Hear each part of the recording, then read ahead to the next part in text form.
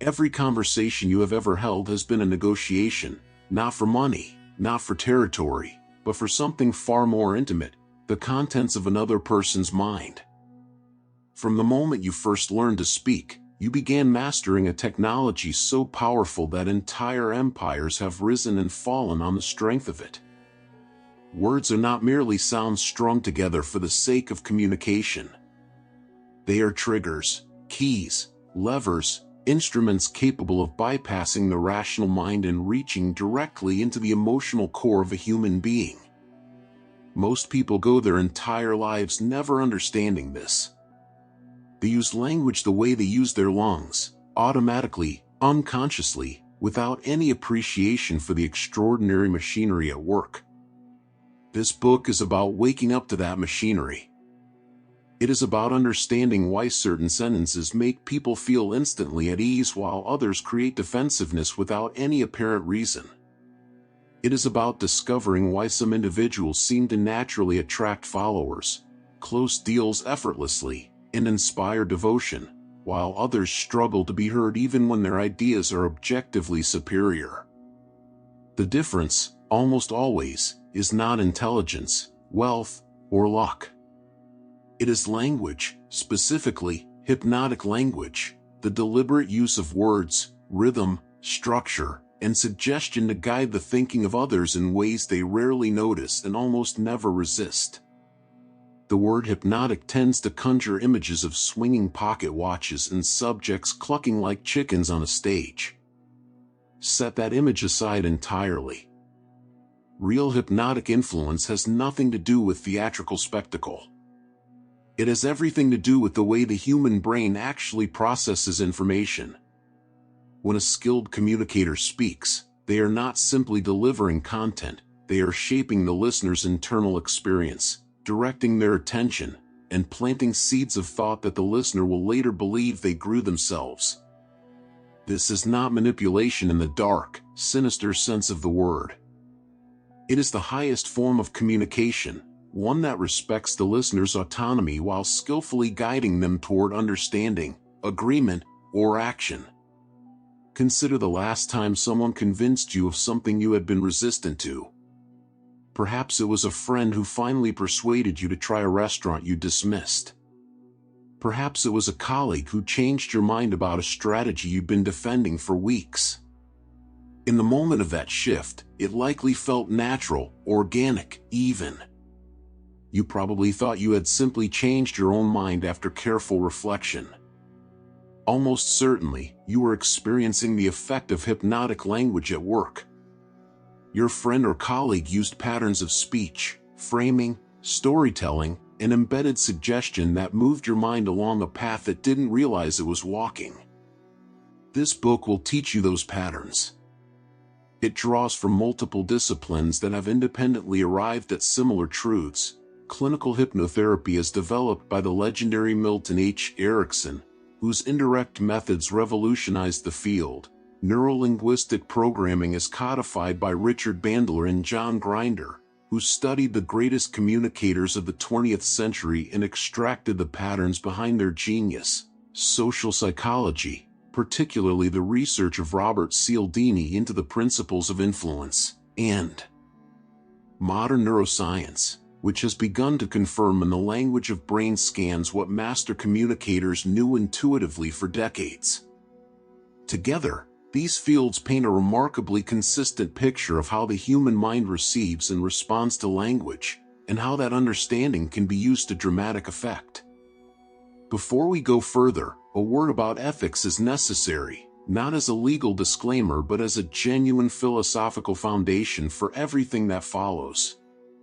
The techniques in this book are powerful. That is not an exaggeration made for marketing purposes. They are tools that, wielded carelessly or with malicious intent, can cause real harm.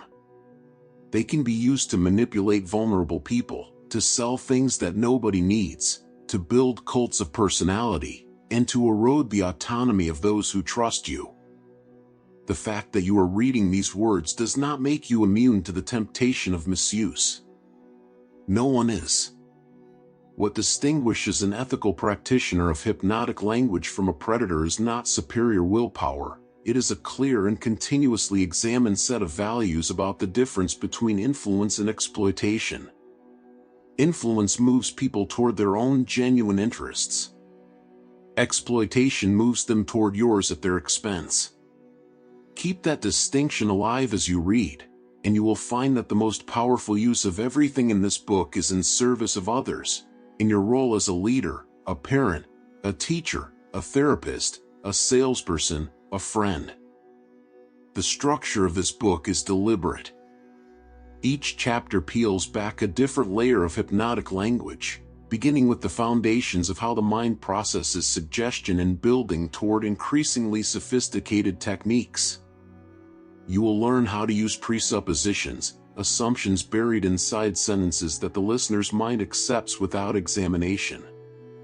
You will discover the architecture of hypnotic stories, and why the human brain is, at its core, a narrative machine that can be profoundly moved by a well-constructed tale.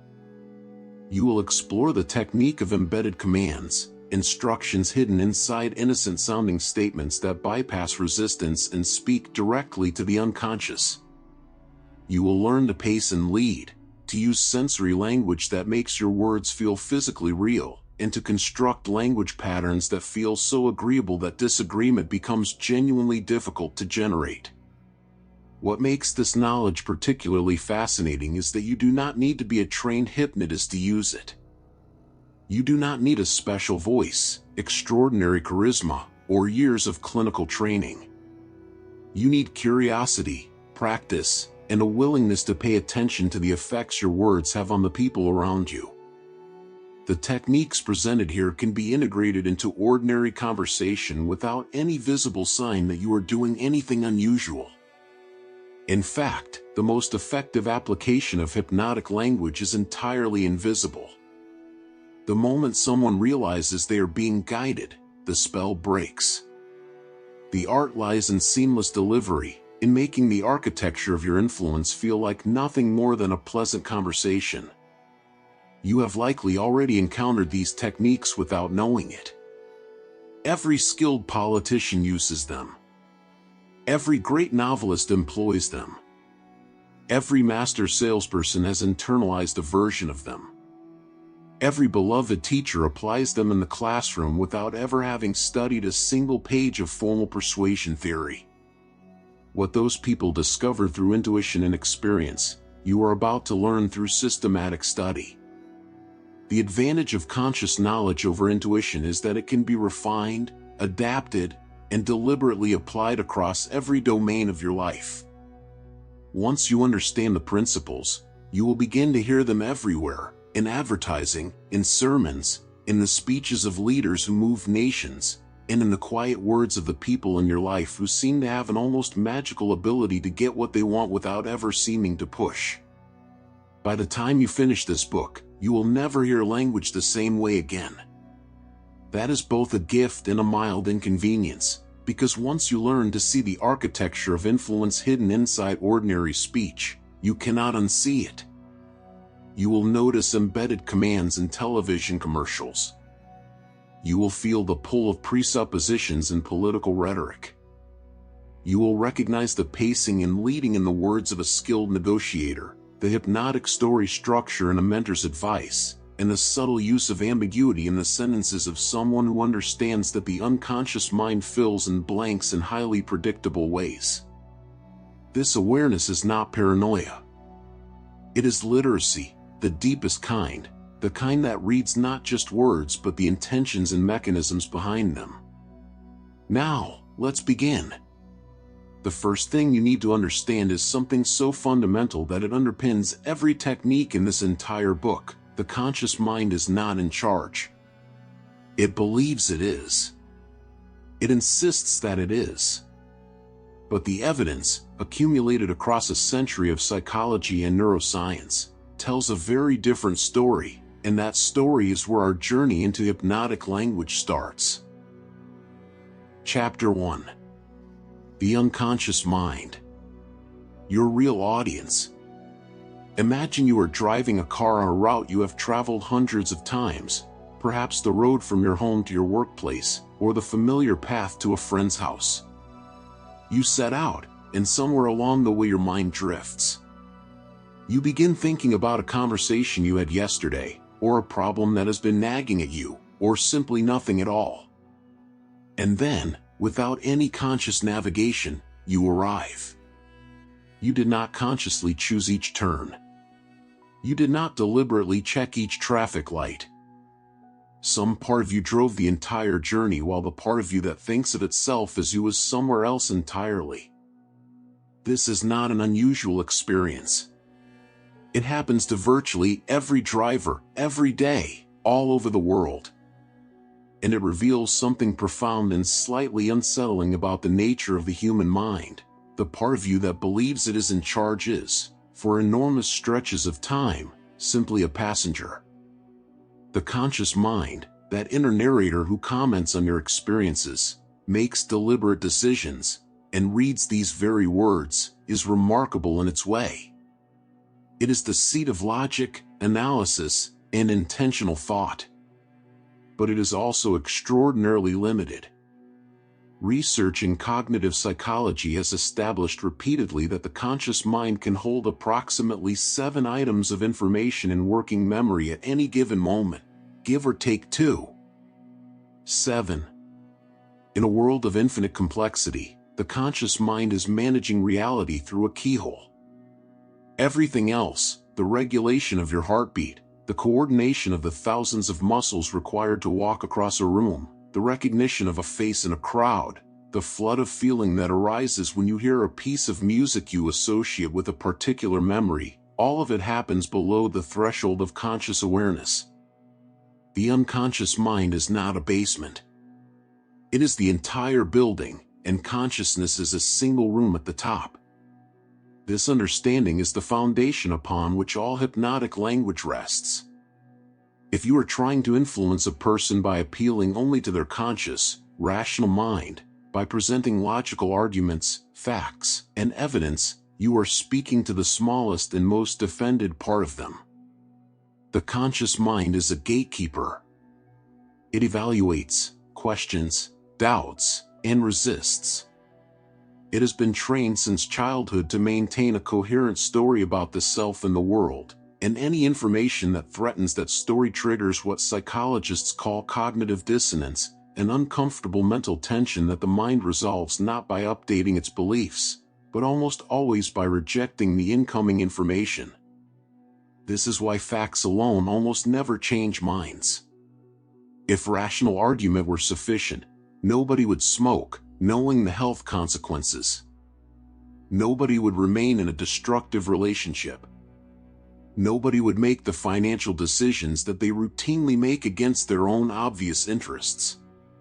The conscious mind knows better. The unconscious mind does what it does regardless. Milton Erickson, the psychiatrist who became the 20th century's most celebrated hypnotherapist, understood this more deeply than perhaps anyone before him. Erickson did not believe in fighting the conscious mind. He believed in going around it, in speaking directly to the unconscious through metaphor, indirection, confusion, and carefully constructed suggestion. His patients would come to him having failed for years with conventional therapy, with their conscious minds full of insight about their problems and utterly incapable of changing their behavior. Erickson would tell them stories. He would speak in ways that seemed slightly odd or meandering. He would use language that appeared to be about one thing while actually targeting something else entirely.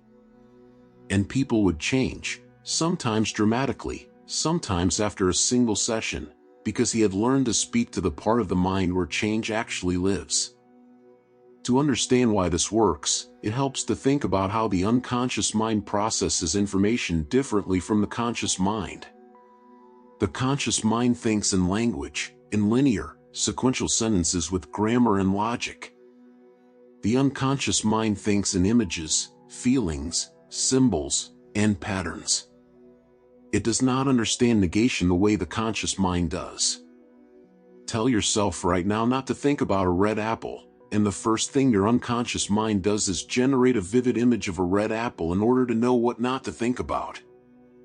This single quirk of unconscious processing has enormous implications for hypnotic language. Every parent who tells a child "don't spill that drink" is actually planting the image of spilling the drink directly into the child's unconscious. A skilled communicator would say "hold that carefully" instead, giving the unconscious a positive image to move toward rather than a negative one to struggle against. The unconscious mind also operates largely on the basis of pattern matching. It is constantly scanning the environment and comparing it to stored patterns from past experience, triggering emotional and behavioral responses based on those comparisons. This is why a particular smell can transport you instantly to a moment from childhood, bypassing all rational thought. It is why certain tones of voice make you feel safe before you have processed a single word that has been spoken. It is why an experienced salesperson who reminds you subconsciously of your favorite uncle will have an almost unfair advantage over one who presents identical information in a less personally resonant way. The unconscious is continuously making decisions about trust, safety, attraction, and relevance, and feeding those decisions up to consciousness as feelings, intuitions, and seemingly spontaneous preferences. When you say you have a gut feeling about someone, what you actually have is a report from your unconscious mind, assembled from thousands of micro-observations processed faster than thought. This pattern matching system is what makes priming such a powerful phenomenon.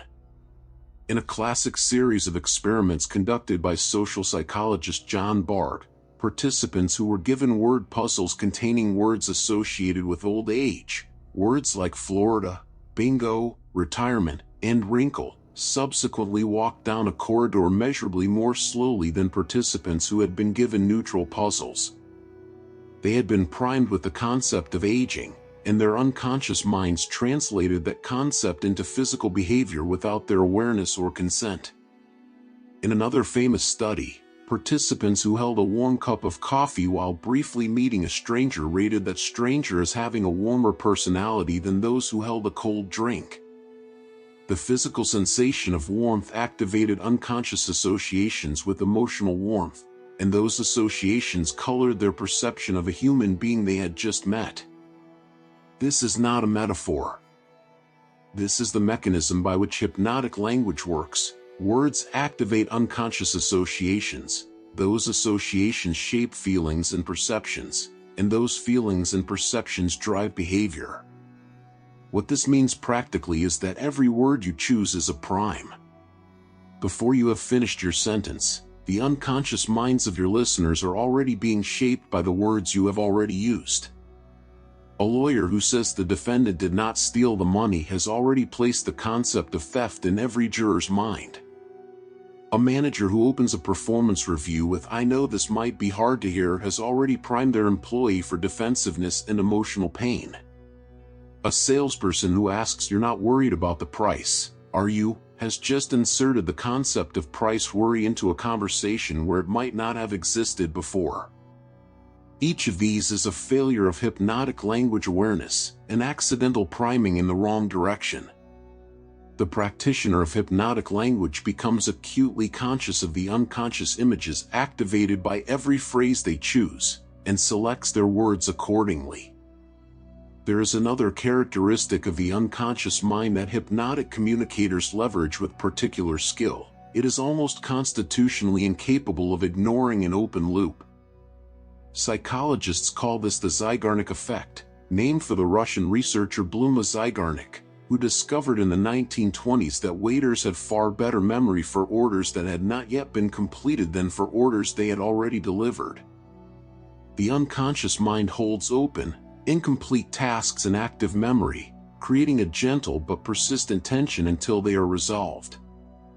Storytellers know this intuitively. It is why the cliffhanger was invented, and why television series that end seasons on unresolved questions generate obsessive viewer engagement.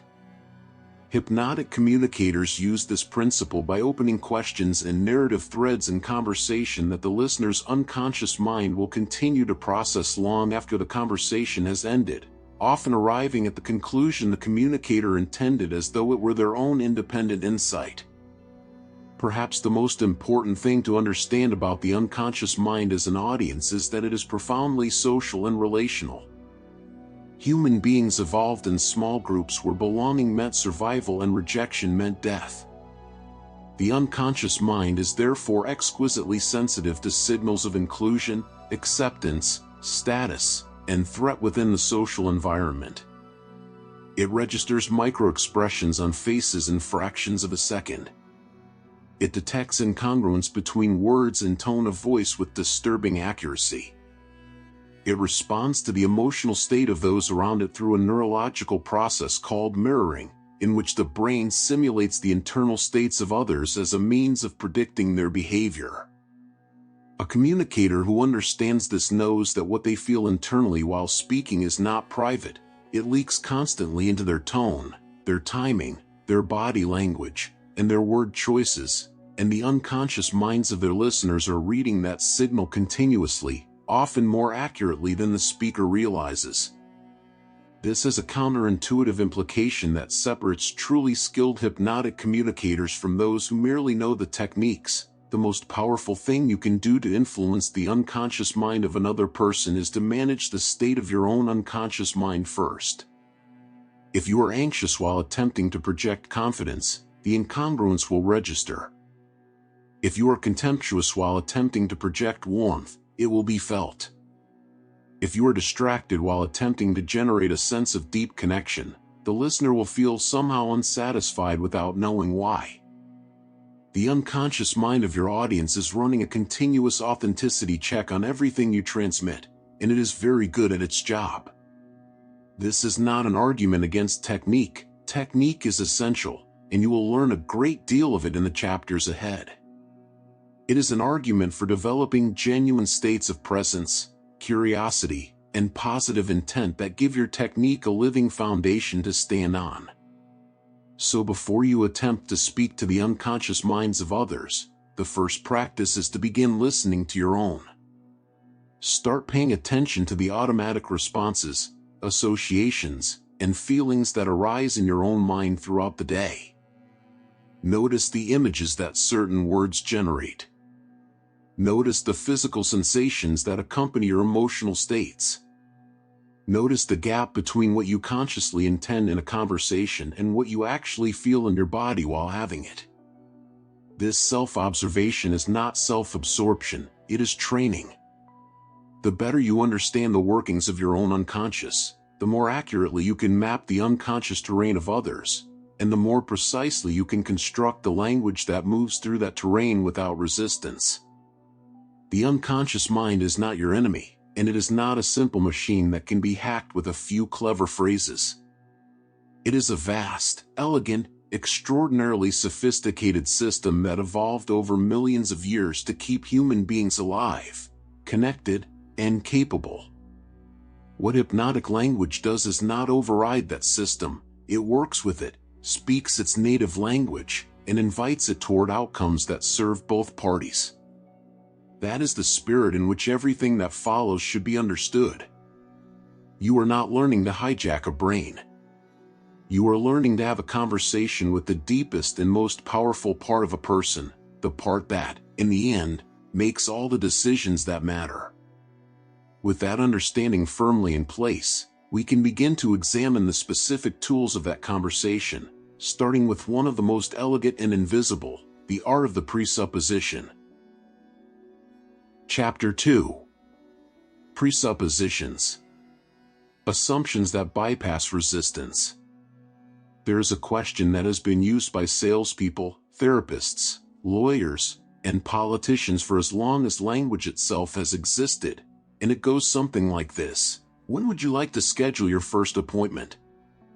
On the surface it appears to be a simple logistical inquiry about timing. But buried inside that sentence is something far more interesting, an assumption. The question does not ask whether you want an appointment. It assumes you do, completely and without apology, and moves the conversation directly to the question of when. If you answer it, if you begin consulting your mental calendar, you have silently accepted the assumption contained within it. You have agreed, without ever consciously agreeing, that you will be making an appointment. This is a presupposition, and it is one of the most elegant and powerful tools in the entire arsenal of hypnotic language. A presupposition, in the linguistic sense, is any piece of information that a sentence takes for granted in order to make sense. Every sentence you speak contains presuppositions. They are not a special technique invented by persuasion experts, they are a structural feature of language itself. The difference between ordinary language use and hypnotic language use is simply the degree of conscious awareness brought to the presuppositions being embedded. When you understand how presuppositions work, you stop accidentally embedding unhelpful assumptions into your communication and start deliberately embedding the ones that move people in the direction you intend. Consider how naturally presuppositions occur in everyday speech. Have you always been this creative? Presupposes that you are creative. When did you first realize you were good at this? Presupposes that you are good at it and that there was a specific moment of realization. What do you enjoy most about working here? Presupposes that you enjoy working there. Each of these questions, answered or even merely considered, causes the listener's mind to process and momentarily accept the embedded assumption in order to engage with the question at all. The conscious mind is focused on formulating an answer. The unconscious mind is quietly filing the presupposed information as established fact. This filing happens below the threshold of critical evaluation, which is precisely what makes presuppositions so effective and so different from direct assertions. The reason presuppositions bypass resistance so reliably can be understood through what psychologists call the principle of cognitive load. When someone makes a direct assertion, "You will benefit from this product," the conscious mind has a clear target to evaluate and potentially reject. The entire statement is available for scrutiny. But when the same information is presupposed, you'll notice the benefits within the first week of using this. The mind's critical faculty is occupied with processing the timing within the first week, and the assumption of benefit slips through unchallenged. It is the conversational equivalent of a magician's misdirection. The hand the audience is watching is never the hand doing the interesting work.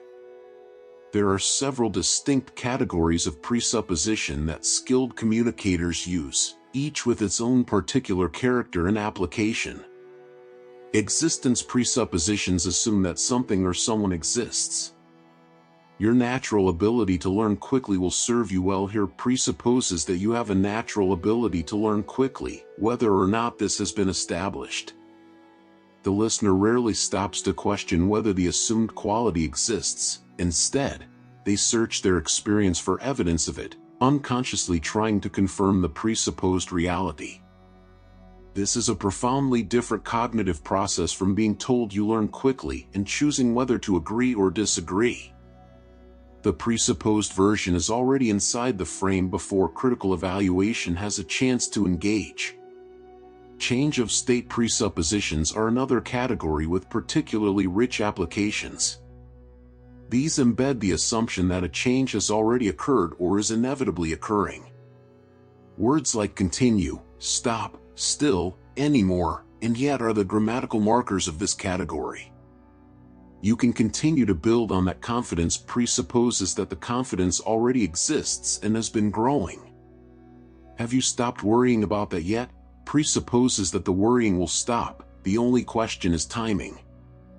A therapist working with a client on anxiety might say, as you continue to relax more deeply at a moment when the client is only beginning to relax, not to lie to them, but to presuppose a trajectory that the unconscious mind is then inclined to follow. This is pacing and leading through presupposition, a technique so natural in the hands of a skilled practitioner that it feels simply like compassionate observation. Temporal presuppositions are among the most practically useful in everyday conversation and negotiation. They assume a specific relationship between an event and time, and they use temporal words to lock that relationship in place. Before you make your decision, it might be worth considering one more thing. Presupposes that you will make a decision. The only question is what happens before it. After you've tried this approach for a few weeks, you'll want to refine it further. Presupposes both that you will try the approach and that you will find it worth refining. These constructions are particularly effective because they orient the listener's mental timeline forward, toward a future in which the presupposed events have already taken place. The mind begins to simulate that future, and in simulating it, it begins to move toward it. The ordinal presupposition is a subtler and particularly delicious category. It uses words like first, second, another, and also to presuppose that there are multiple items in a series. The first thing you'll notice is how comfortable this feels. Presupposes not only that you will notice comfort, but that there will be subsequent things to notice after the first, building anticipation and establishing a progression the listener's mind will want to complete. A manager who says to a new employee the first benefit of this approach is the time it saves you is already suggesting, without stating it, that there are further benefits to come. The listener is not evaluating a single claim, they are waiting for the rest of a list that has already been opened in their mind. One of the most powerful demonstrations of presuppositions in action comes from the legal world, where researchers Elizabeth Loftus and John Palmer conducted a series of landmark experiments in the 1970s that revealed just how dramatically presupposed information can alter human memory itself. In their studies, participants watched film footage of car accidents and were then asked questions about what they had seen.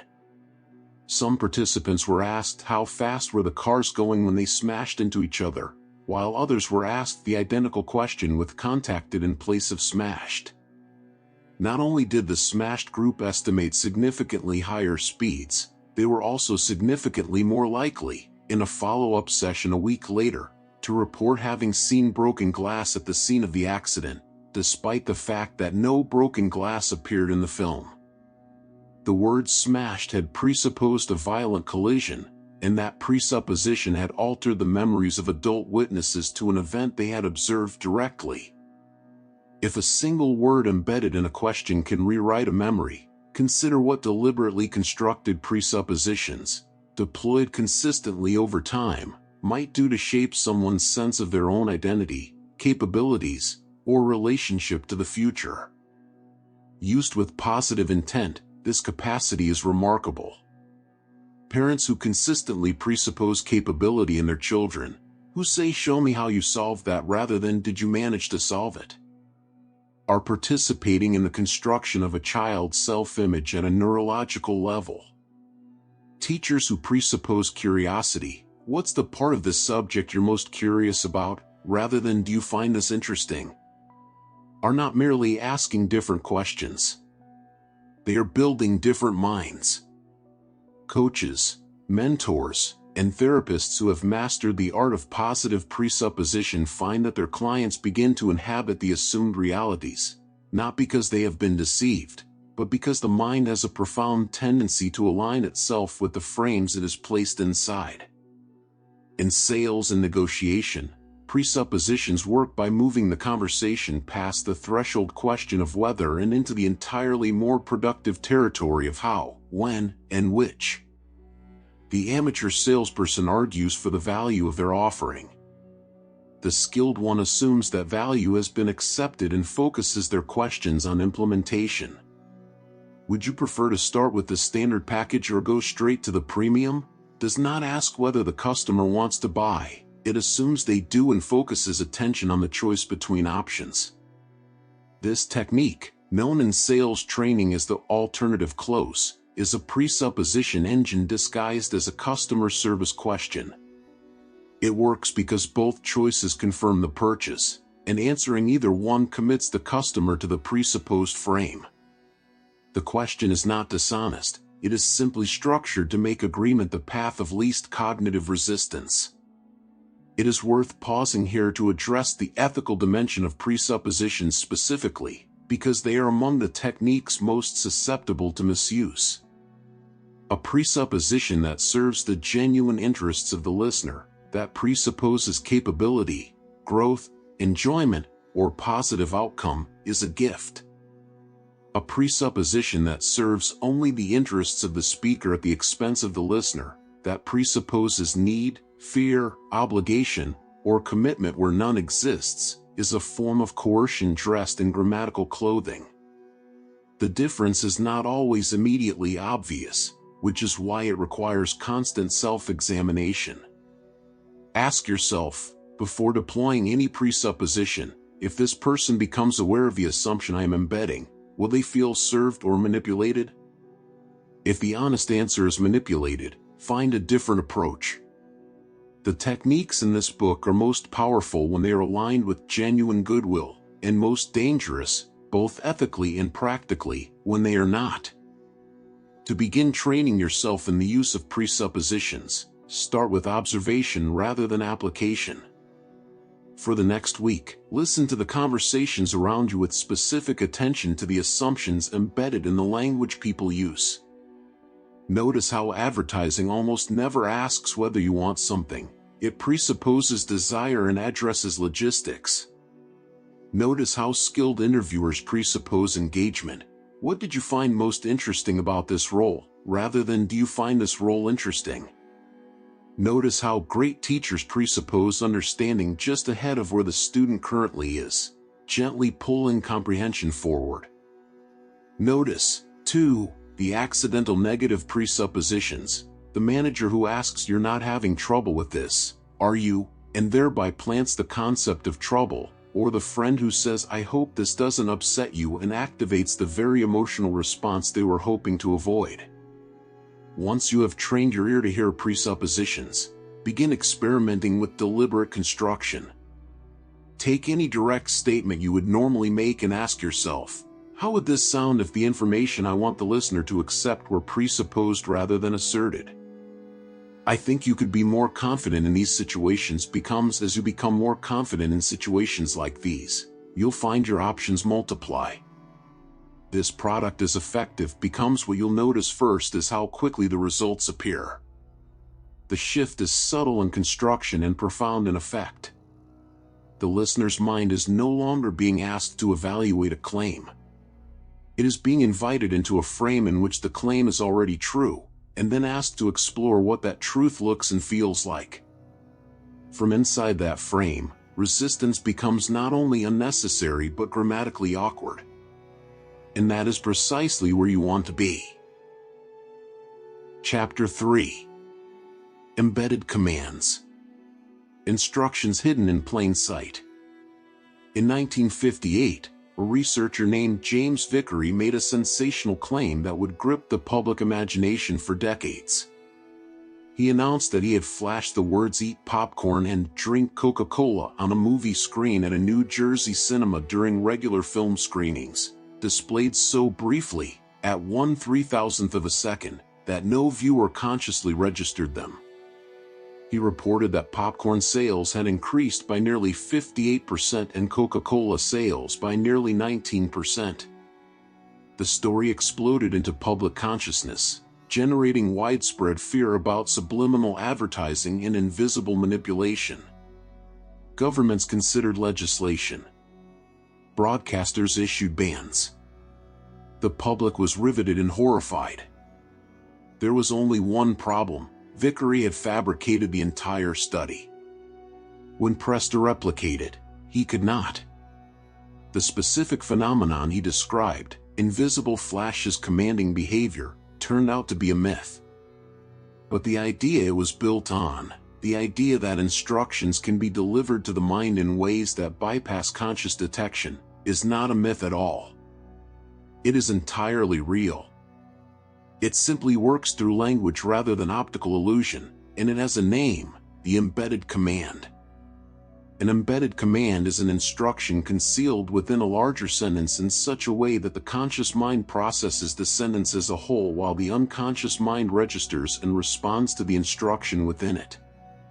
Unlike direct commands, relax, trust me, by this, which the conscious mind can evaluate and resist, embedded commands arrive dressed as something else entirely.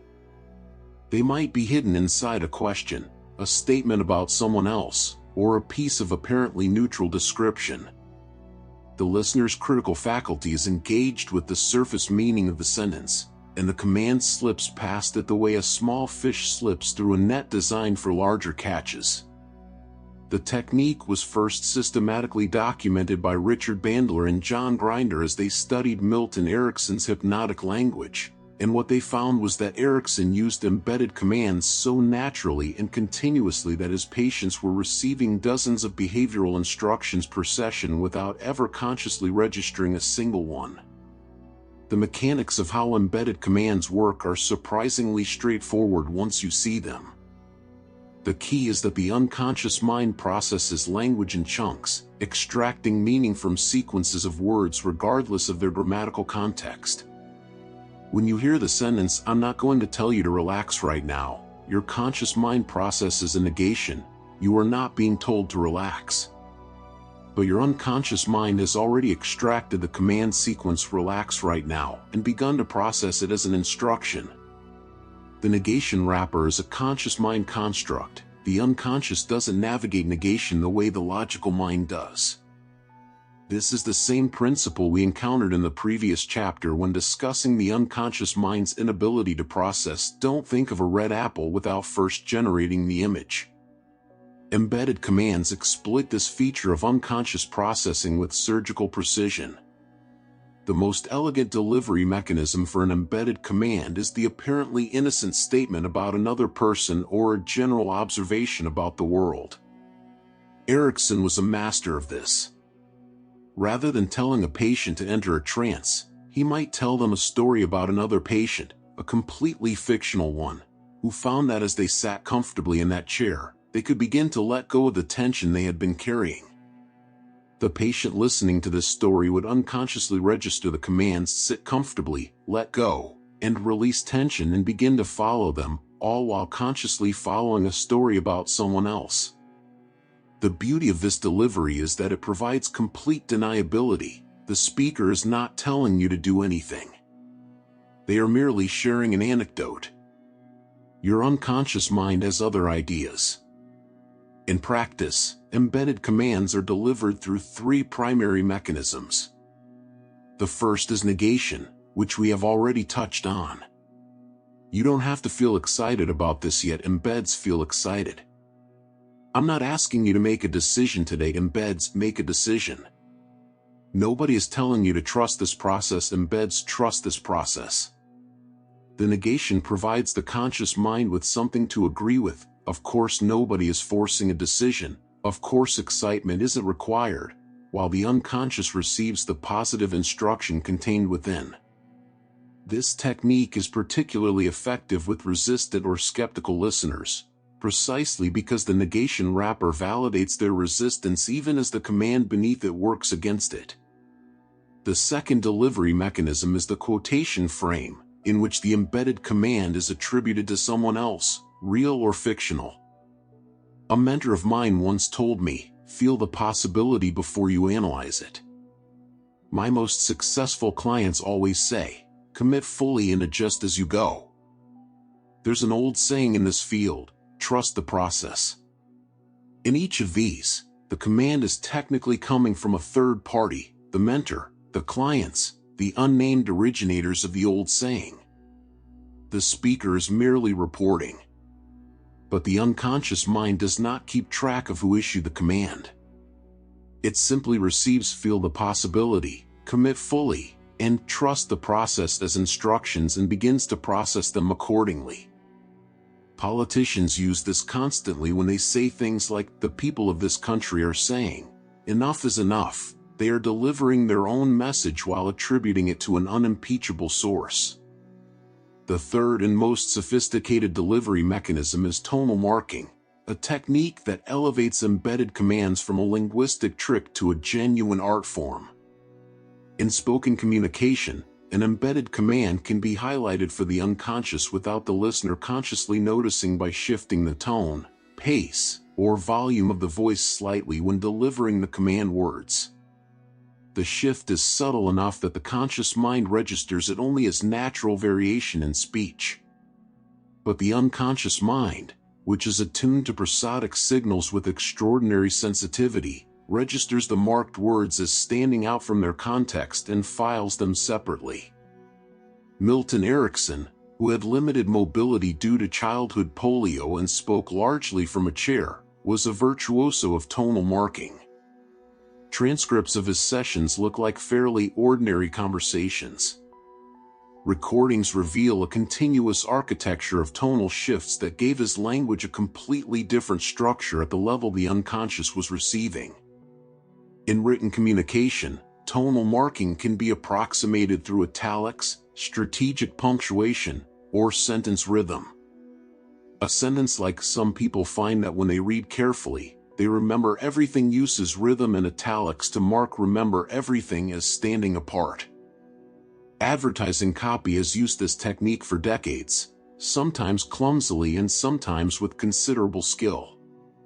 The headline "You deserve a break today" is not merely a pleasant sentiment, it is an embedded command, "deserve a break," wrapped in a second-person frame that makes the listener the subject. The conscious mind hears a compliment. The unconscious receives an instruction about its own emotional entitlements, and begins to generate the craving the advertiser intended. One of the most powerful contexts for embedded commands is the delivery of behavioral instructions during moments of elevated emotional engagement. Neuroscience has established that heightened emotional states, whether positive or negative, increase the brain's neuroplasticity, its openness to forming new patterns and associations. This is why experiences that occur during intense emotion are disproportionately memorable and formative. It is also why a skilled communicator who can generate genuine emotional engagement in their listener, through story, humor, surprising information, or vivid imagery, has a significantly more receptive unconscious audience for any embedded commands they deliver in that window. Erickson would often use an emotionally engaging story to open a patient's unconscious, and then, at the moment of peak engagement, deliver the key embedded command in the midst of the narrative before allowing the story to resolve. The instruction arrived at exactly the moment the mind was most open to receiving it. Let us look at how embedded commands function in several real-world contexts to make their operation entirely concrete. In a job interview, a candidate who says, "What I've found in every role I've taken on is that when you work with someone who genuinely cares, you produce your best work," is embedding work with someone who genuinely cares and produce your best work into what sounds like a general professional observation. The interviewer's unconscious mind may begin associating the candidate with those qualities before any conscious evaluation has been completed. In a negotiation, the statement "Some of the most successful deals I've seen come together when both sides feel heard and move forward together" embeds "feel heard" and "move forward together" as commands that the other party's unconscious begins to follow. In a therapy session, many people find that as they begin to let go of what they can't control, they feel lighter. Embeds "let go of what you can't control and feel lighter" into a general observation about many people, allowing the client to receive the instruction without the resistance that might accompany a direct directive. There is a particularly potent subspecies of embedded command known as the double bind, which deserves its own moment of attention. A double bind presents a choice between two options, both of which contain the same embedded command or both of which lead to the same outcome for the speaker. Would you prefer to think about this more before you feel ready to move forward, or do you find you already feel ready? Embeds "feel ready" in both options and presupposes that moving forward is the destination regardless of which path is taken. "We could schedule this for Tuesday or we could do it Thursday. Which works better for you?" embeds the scheduling itself in both choices. The listener's conscious mind experiences the pleasant sensation of having a choice. Their unconscious mind has already accepted the frame within which that choice is taking place. The double bind does not remove free will. Anyone can decline both options. But it structures the psychological space in such a way that accepting one of the options offered is always the path of least resistance. As with all the techniques in this book, the ethical application of embedded commands depends entirely on alignment between what you are directing the listener toward and what genuinely serves them. A therapist who embeds feel safe and trust your own strength into their language is using this tool as it was designed, to help the unconscious mind find its way to health. A salesperson who embeds need this now and ignore your hesitation into a pitch for something the customer doesn't need is weaponizing the same mechanism against the listener's interests. The technique itself is neutral. The intent behind it determines whether it is medicine or poison. The simplest test remains the one offered in the previous chapter. Would the listener, made fully aware of what you are doing and why, feel grateful or violated? Answer that honestly, and you will almost always know which side of the line you are on. To begin working with embedded commands, start by identifying the core instruction you want to deliver in any given communication, the one thing you most want the listener's unconscious mind to receive and act on. Then ask yourself how that instruction might be wrapped. Could it be negated? Could it be attributed to a third party? Could it be embedded in a general observation about what people tend to do or feel? Could it be delivered as part of a story? Once you have found the wrapper, practice delivering the sentence naturally, without any self-conscious emphasis on the command itself. The goal is invisibility. An embedded command that is perceptible as such has lost its power entirely. The listener's conscious mind will notice the attempt, and the very act of noticing will generate exactly the resistance you were trying to bypass. Smoothness comes with practice, and practice begins with a single sentence. The next conversation you have is your first laboratory. Chapter 4. Pacing and Leading. Walking into their world. There is a phenomenon that every experienced therapist, every skilled negotiator, and every truly gifted conversationalist knows intimately, even if they have never given it a name. It is the moment when a conversation shifts, when two people who began as strangers, or adversaries, or simply disconnected individuals suddenly find themselves moving together, thinking in the same rhythm, finishing each other's thoughts. Athletes call a version of it being in sync. Musicians call it playing in the pocket. Lovers recognize it as the peculiar effortlessness of their best conversations. Whatever you call it, the experience is unmistakable. Two minds have stopped pulling in separate directions and begun, for a moment, to move as one. This state is not accidental. It can be created deliberately, systematically, and in almost any interaction, through a two-part process that forms the backbone of all skilled hypnotic communication: pacing and leading. Pacing, in its simplest form, is the art of meeting someone exactly where they are. Not where you wish they were. Not where you think they should be. Exactly where they are, in their current emotional state, their current belief system, their current experience of reality. It sounds straightforward, but it runs directly against one of the most deeply ingrained habits of ordinary communication, which is the tendency to immediately offer a counter-perspective, a correction, or an alternative the moment another person shares their view. Most people, when someone expresses a strong emotion or a firmly held belief, instinctively respond with "but," or "however," or "I understand, but have you considered?" This is the conversational equivalent of someone reaching out their hand and having you slap it away.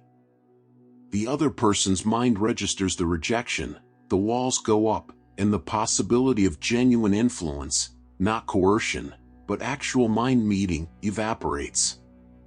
Pacing works because of a neurological principle called mirroring, which we touched on in Chapter 1.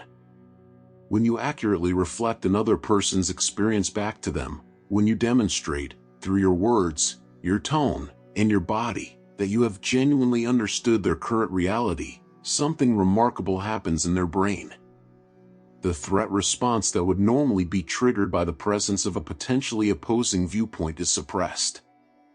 The social brain, which is constantly scanning for signs of acceptance and understanding, receives a powerful positive signal. Trust is generated not as a conscious decision but as an automatic neurochemical response. Oxytocin, the bonding hormone, is released in small amounts, the listener's mind opens. And an open mind is a mind that can be moved. The first and most fundamental level of pacing is the verbal. To pace someone verbally is to reflect their own language, their own descriptions, their own framing of their experience back to them before introducing anything new.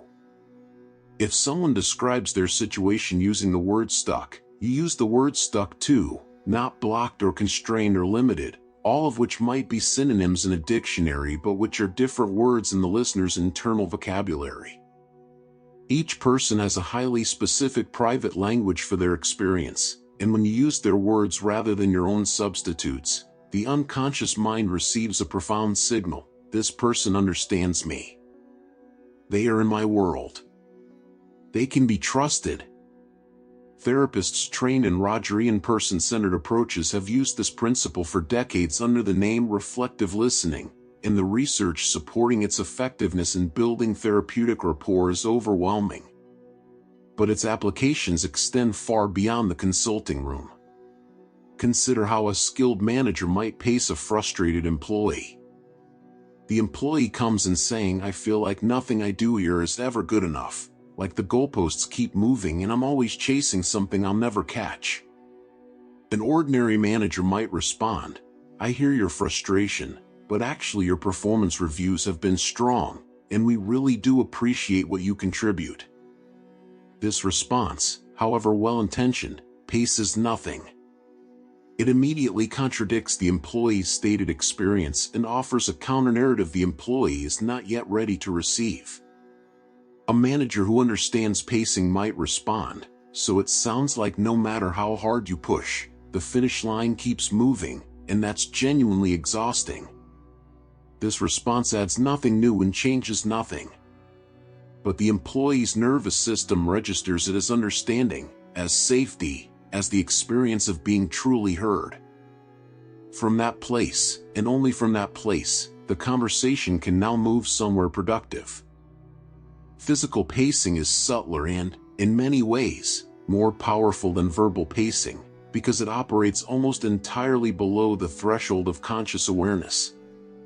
When you subtly mirror another person's body language, adopting a similar posture, matching the pace and rhythm of their breathing, echoing the speed and energy of their gestures, you are speaking directly to the most ancient and deeply wired part of their social brain.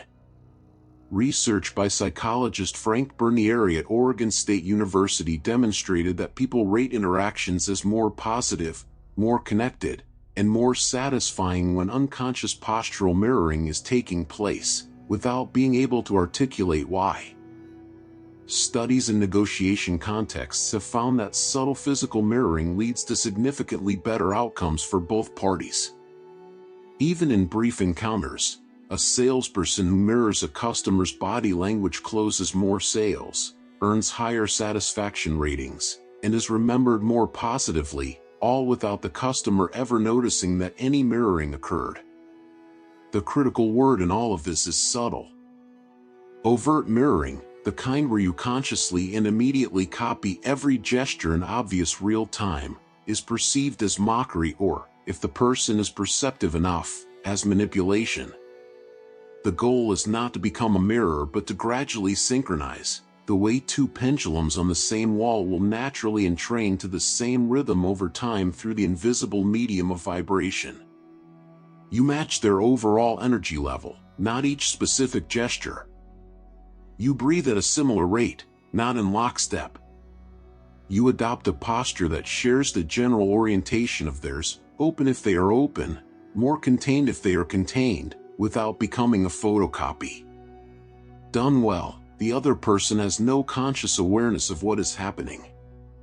They simply feel, in some way they cannot quite name, that this conversation is unusually comfortable, that you are somehow remarkably easy to be around. Vocal pacing is a dimension often overlooked by beginners who focus exclusively on words and posture. The human voice carries an enormous amount of information that the unconscious mind reads constantly: tempo, volume, pitch, rhythm, the presence or absence of pauses, the texture and warmth of tone.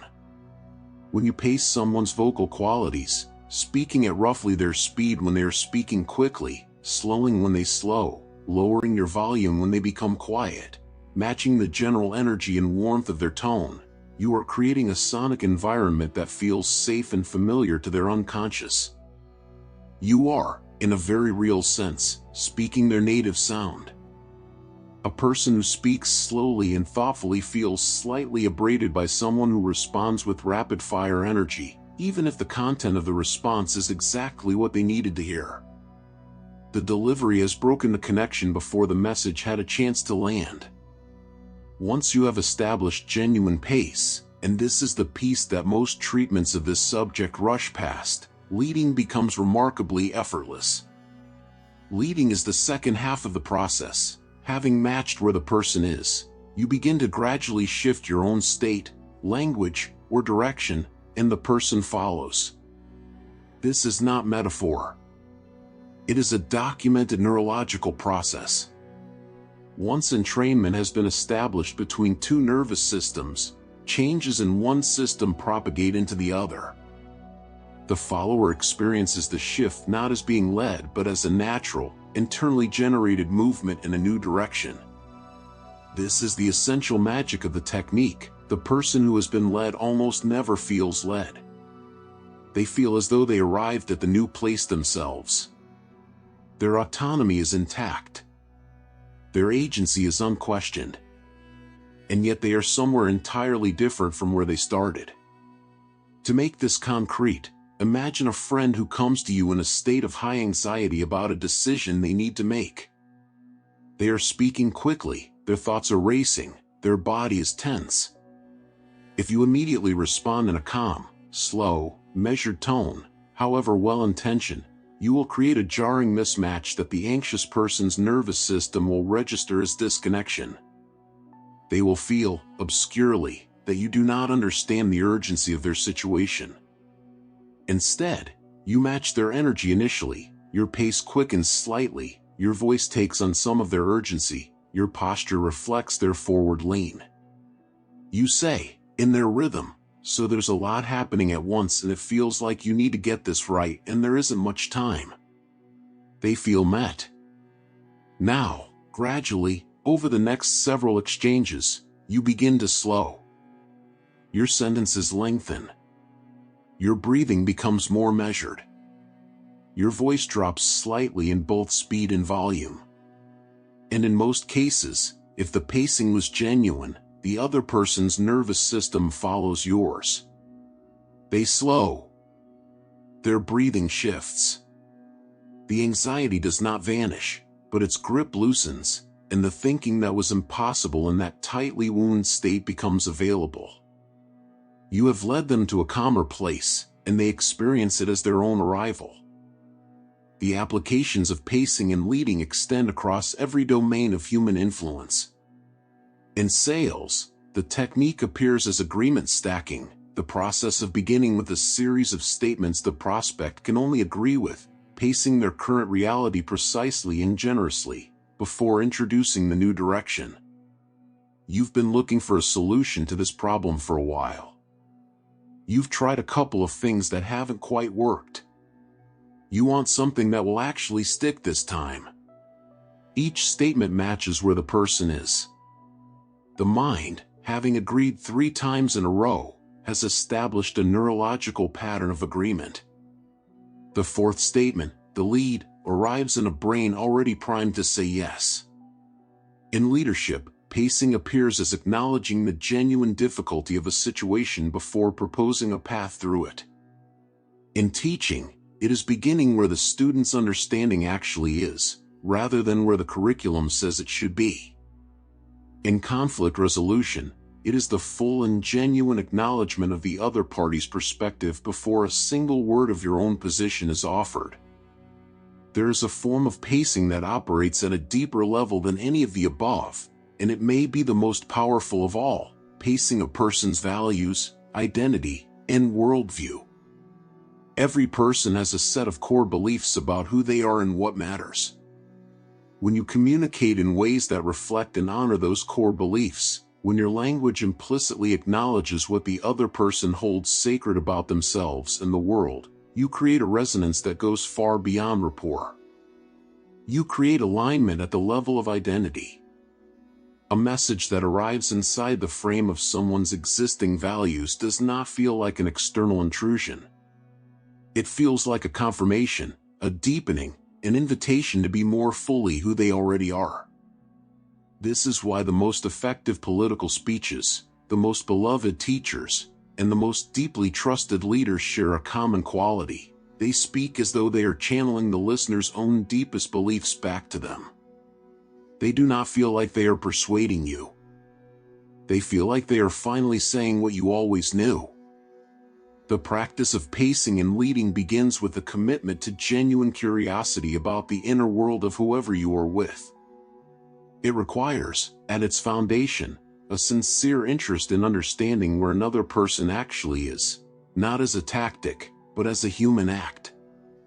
The paradox of this technique is that its most powerful form is not a technique at all. It is real presence, real listening, real willingness to enter another person's world before inviting them into yours. The mechanics of verbal, physical, and vocal mirroring are learnable skills, and they are worth learning. But they are most powerful when they arise from genuine engagement rather than calculated performance. The person who has truly heard you does not need to mirror your posture consciously. They already are, because their nervous system has genuinely synchronized with yours.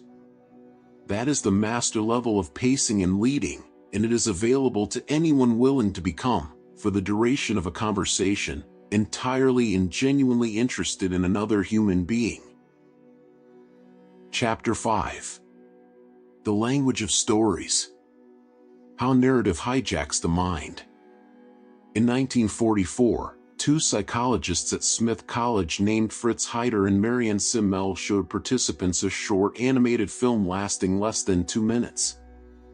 The film contained nothing more than geometric shapes moving across a screen, two triangles in a circle drifting, colliding, and separating against a plain background with a rectangular frame partially visible at one edge. There were no faces, no voices, no narrative context of any kind. When Heider and Simmel asked their participants to describe what they had seen, almost every single one of them told a story. The large triangle was a bully. The small triangle was trying to protect the circle from the bully. The rectangle was a house.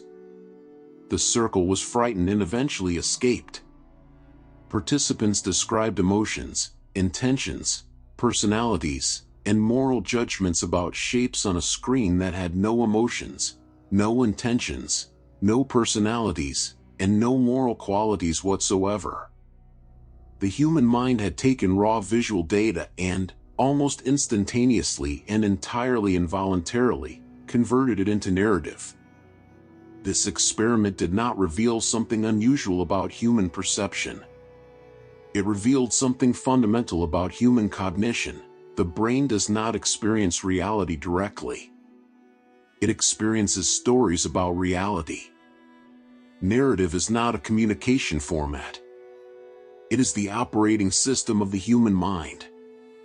This insight, that the brain is constitutively a story-generating machine, has been confirmed and extended by decades of subsequent research in neuroscience and cognitive psychology.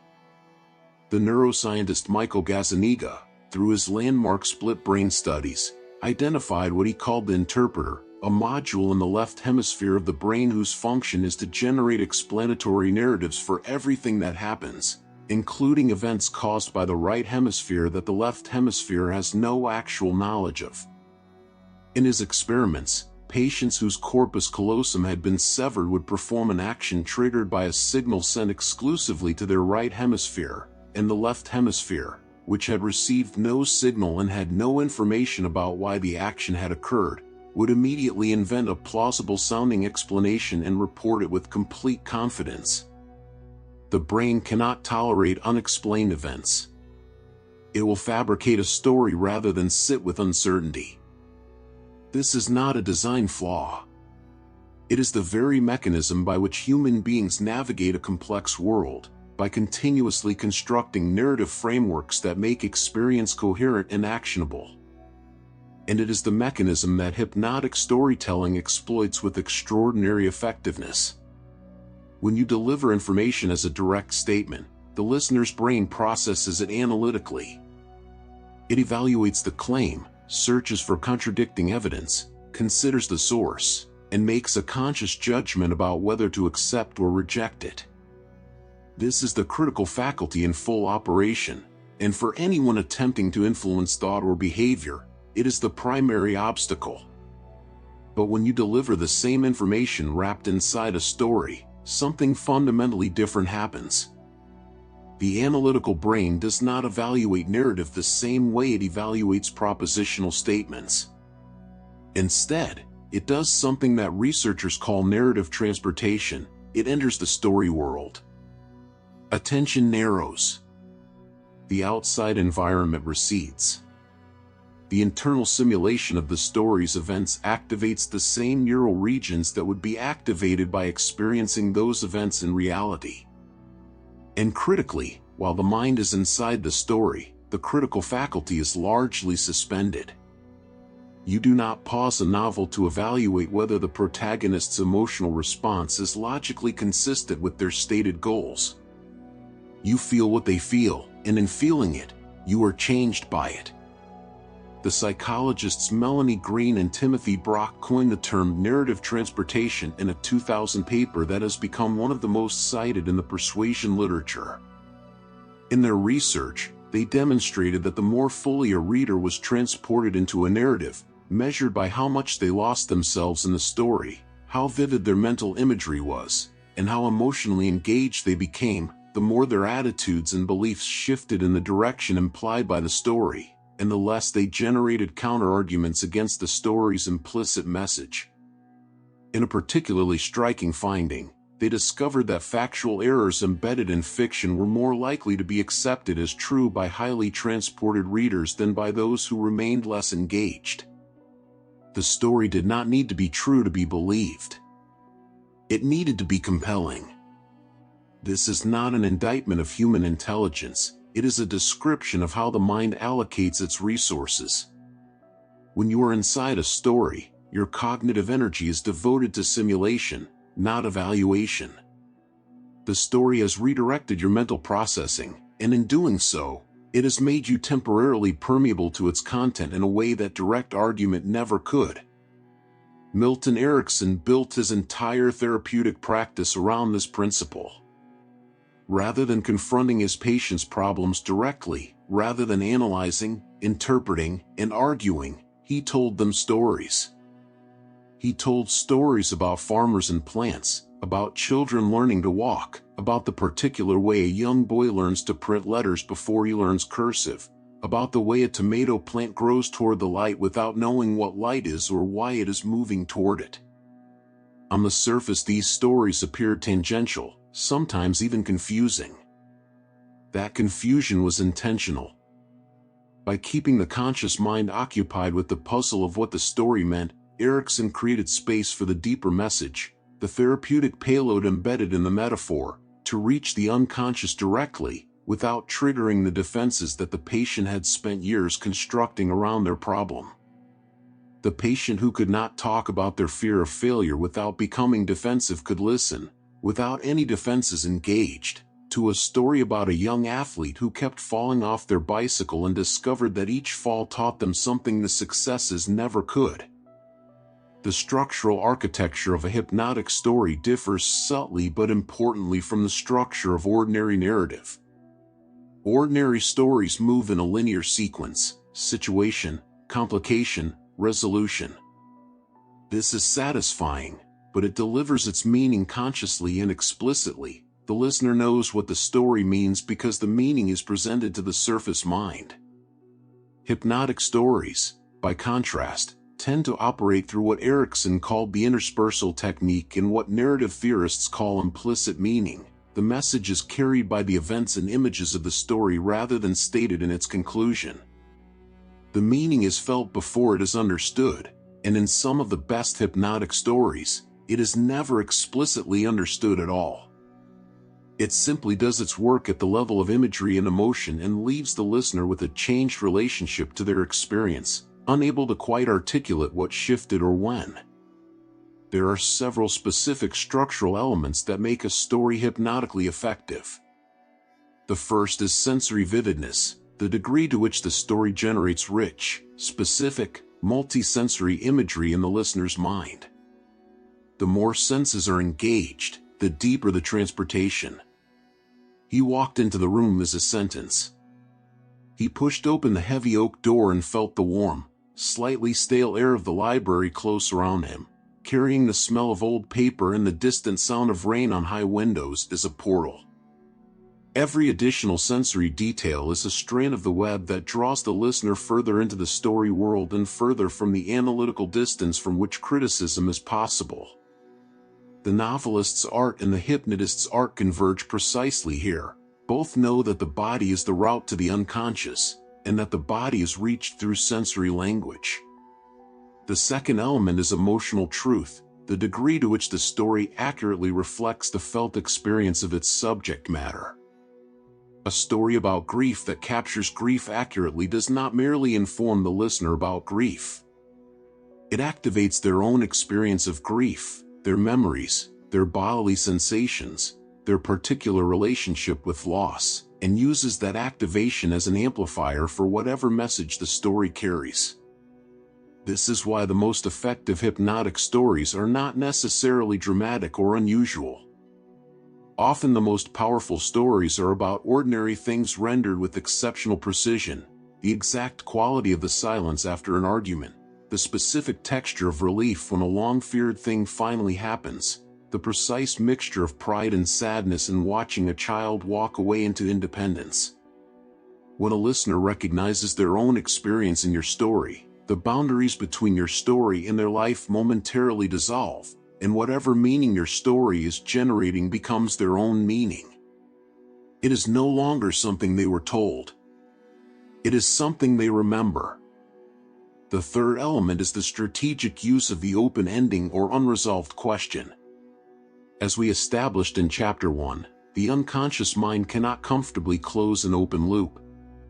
A story that ends before its resolution, or that resolves one thread while leaving another tantalizingly open, continues to work in the listener's mind long after the conversation has ended.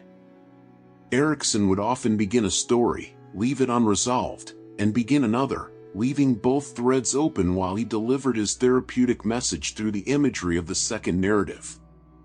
The patient's unconscious mind, holding two open loops and searching for resolution, became intensely focused and receptive.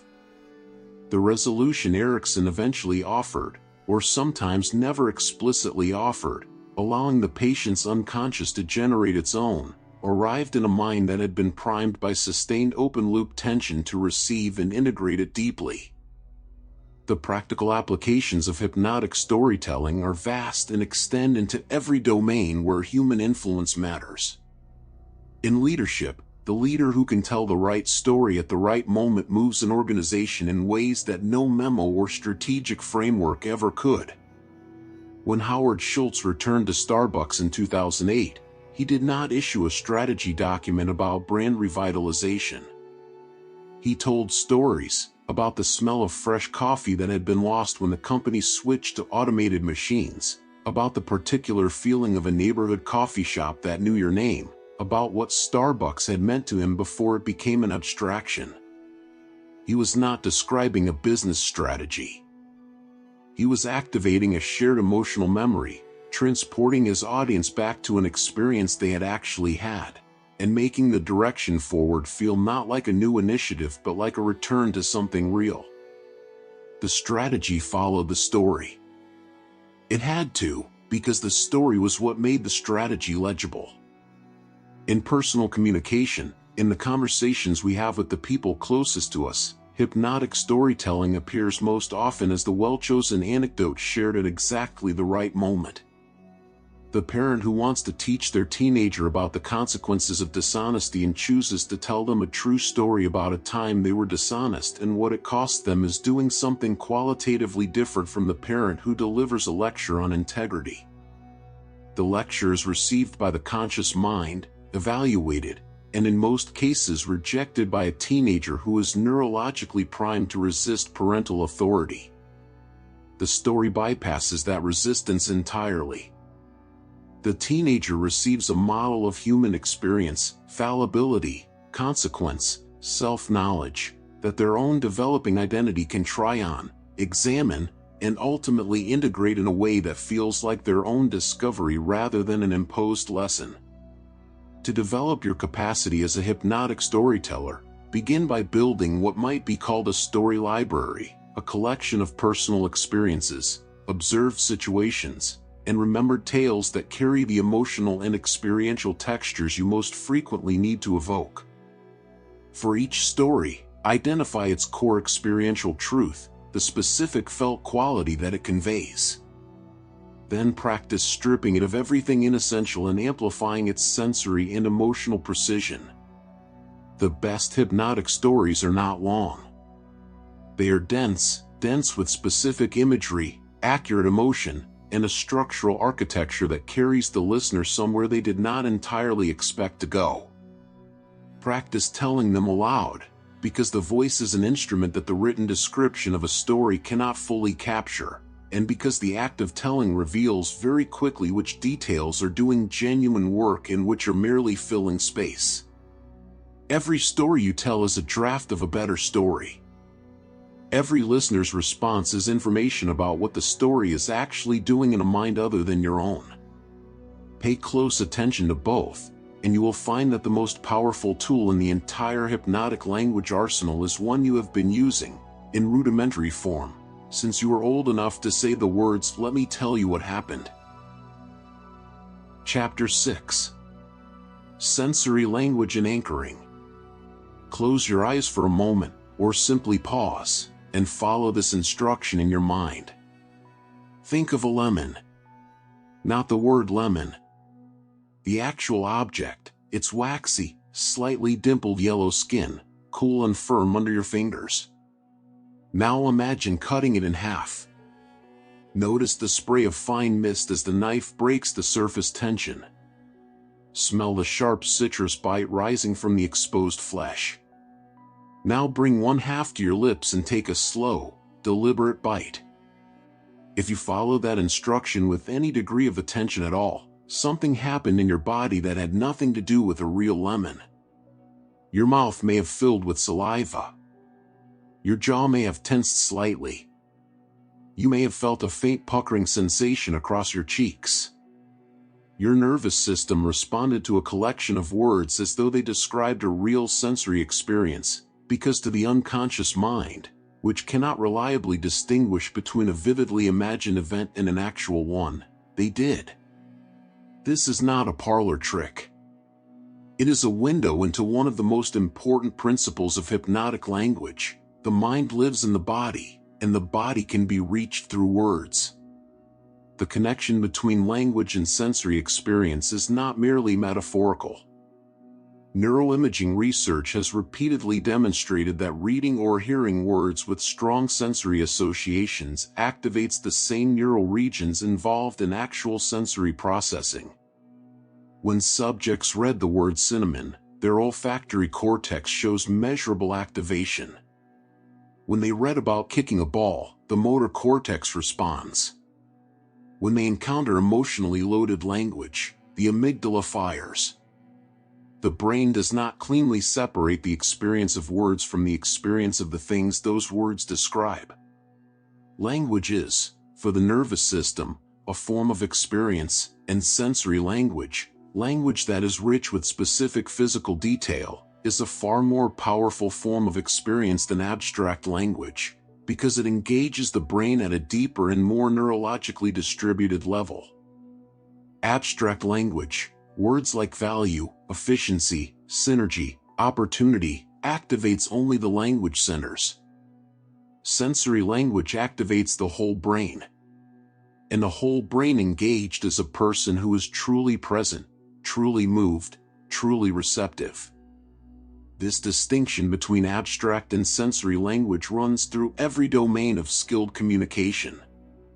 Consider two descriptions of the same product. The first, our coffee is a high-quality blend sourced from premium regions, offering a rich and satisfying flavor profile. The second, the first thing you notice is the smell, dark, slightly sweet, with something almost like chocolate underneath. Then the warmth of the cup in your hands. Then the way the first sip settles into you, like a door closing on the noise outside. The first description presents information. The second creates an experience. The first asks the listener to form an intellectual judgment about quality. The second bypasses judgment entirely and generates a direct sensory simulation that the listener experiences as memory, as anticipation, as desire. One of these descriptions sells coffee. The other talks about coffee. The difference is entirely in the language, and the language choice is entirely in the writer's control. The concept of representational systems, developed within neuro-linguistic programming by Bandler and Grinder, adds a further dimension to the use of sensory language. Their observation, supported by subsequent research in cognitive psychology, was that different individuals tend to process experience primarily through different sensory modalities. Some people think predominantly in visual terms, they see pictures in their minds, speak in visual metaphors, and are most deeply engaged by language that generates visual imagery. Others are primarily auditory, they think in sounds and internal dialogue, are sensitive to the rhythm and tone of speech, and are most moved by language that resonates sonically. Still others are predominantly kinesthetic, they process experience through physical sensation, speak about how things feel rather than how they look or sound, and respond most deeply to language that activates bodily experience. And a smaller group is primarily influenced by smell and taste, olfactory and gustatory processing, though these systems are less commonly dominant and more often supporting players. A skilled hypnotic communicator pays close attention to the sensory language that their conversation partner naturally uses, because it is a reliable indicator of their dominant representational system, and matching that system dramatically increases the depth of connection and the effectiveness of influence. The person who says, "I see what you mean, that looks promising, let me get a clearer picture of this," is telling you they process primarily in visual terms. Respond with visual language. "Let me show you how this looks. Picture this scenario. From your perspective, what do you see as the biggest obstacle?" And you are speaking directly to their native mode of experience. The person who says, "That doesn't sound right to me. I'm hearing some hesitation. Let's talk through this," is auditory. That resonates with what you said earlier. "I want to make sure we're in harmony on this. How does that land for you?" speaks their language. The kinesthetic person who says, "I feel like something is off. I can't quite get a grip on this. This approach just doesn't sit right," is reached through language of sensation and movement. "What would it feel like to have this resolved? Let's work through this together. I get a strong sense that this is the right direction." When you mismatch representational systems, when you respond to a visual person with kinesthetic language, or use abstract corporate vocabulary with someone who thinks in vivid sensory images, the result is a subtle but real feeling of disconnection that neither party can easily identify. The conversation feels slightly effortful. The rapport that should be building somehow isn't. The listener absorbs less, responds less openly, and retains less of what was communicated. Matching representational systems costs nothing and requires only the habit of listening for the sensory language embedded in how people naturally speak. It is one of the fastest and most reliable routes to the feeling of being genuinely understood, which, as we established in the chapter on pacing and leading, is the prerequisite for all genuine influence. Anchoring is the second major concept of this chapter, and it is in some ways the most practically immediate technique in this entire book. An anchor, in the NLP sense, is any stimulus, a touch, a word, a tone of voice, a gesture, a piece of music, a smell, that has been associated, through experience, with a specific emotional or physiological state, and that reliably triggers that state when encountered again. The concept is a direct extension of Pavlovian conditioning, but applied to the full complexity of human emotional experience rather than the relatively simple stimulus-response chains of classical animal experiments. The landmark insight of anchoring as a technique is this: if states can be accidentally anchored through ordinary experience, they can also be deliberately anchored through carefully designed communication, and then fired at will. You already have hundreds of anchors operating in your life without your awareness. A particular song takes you instantly back to a specific summer. The smell of a certain food recreates a feeling of childhood safety more completely than any deliberate act of memory could. A tone of voice used by a figure of authority in your past generates a faint flicker of the response you had to that authority, regardless of who is currently using that tone. These anchors were set accidentally, by the repeated or emotionally intense co-occurrence of the stimulus and the state, and they fire automatically. The question the NLP practitioner asks is not whether anchoring is happening, because it is always happening, in every interaction. The question is whether it is happening accidentally or deliberately, randomly, or in service of a specific outcome. To set an anchor deliberately, 3 conditions must be present. First, the person must be in the target state, the emotional or physiological experience you want to associate with the anchor stimulus.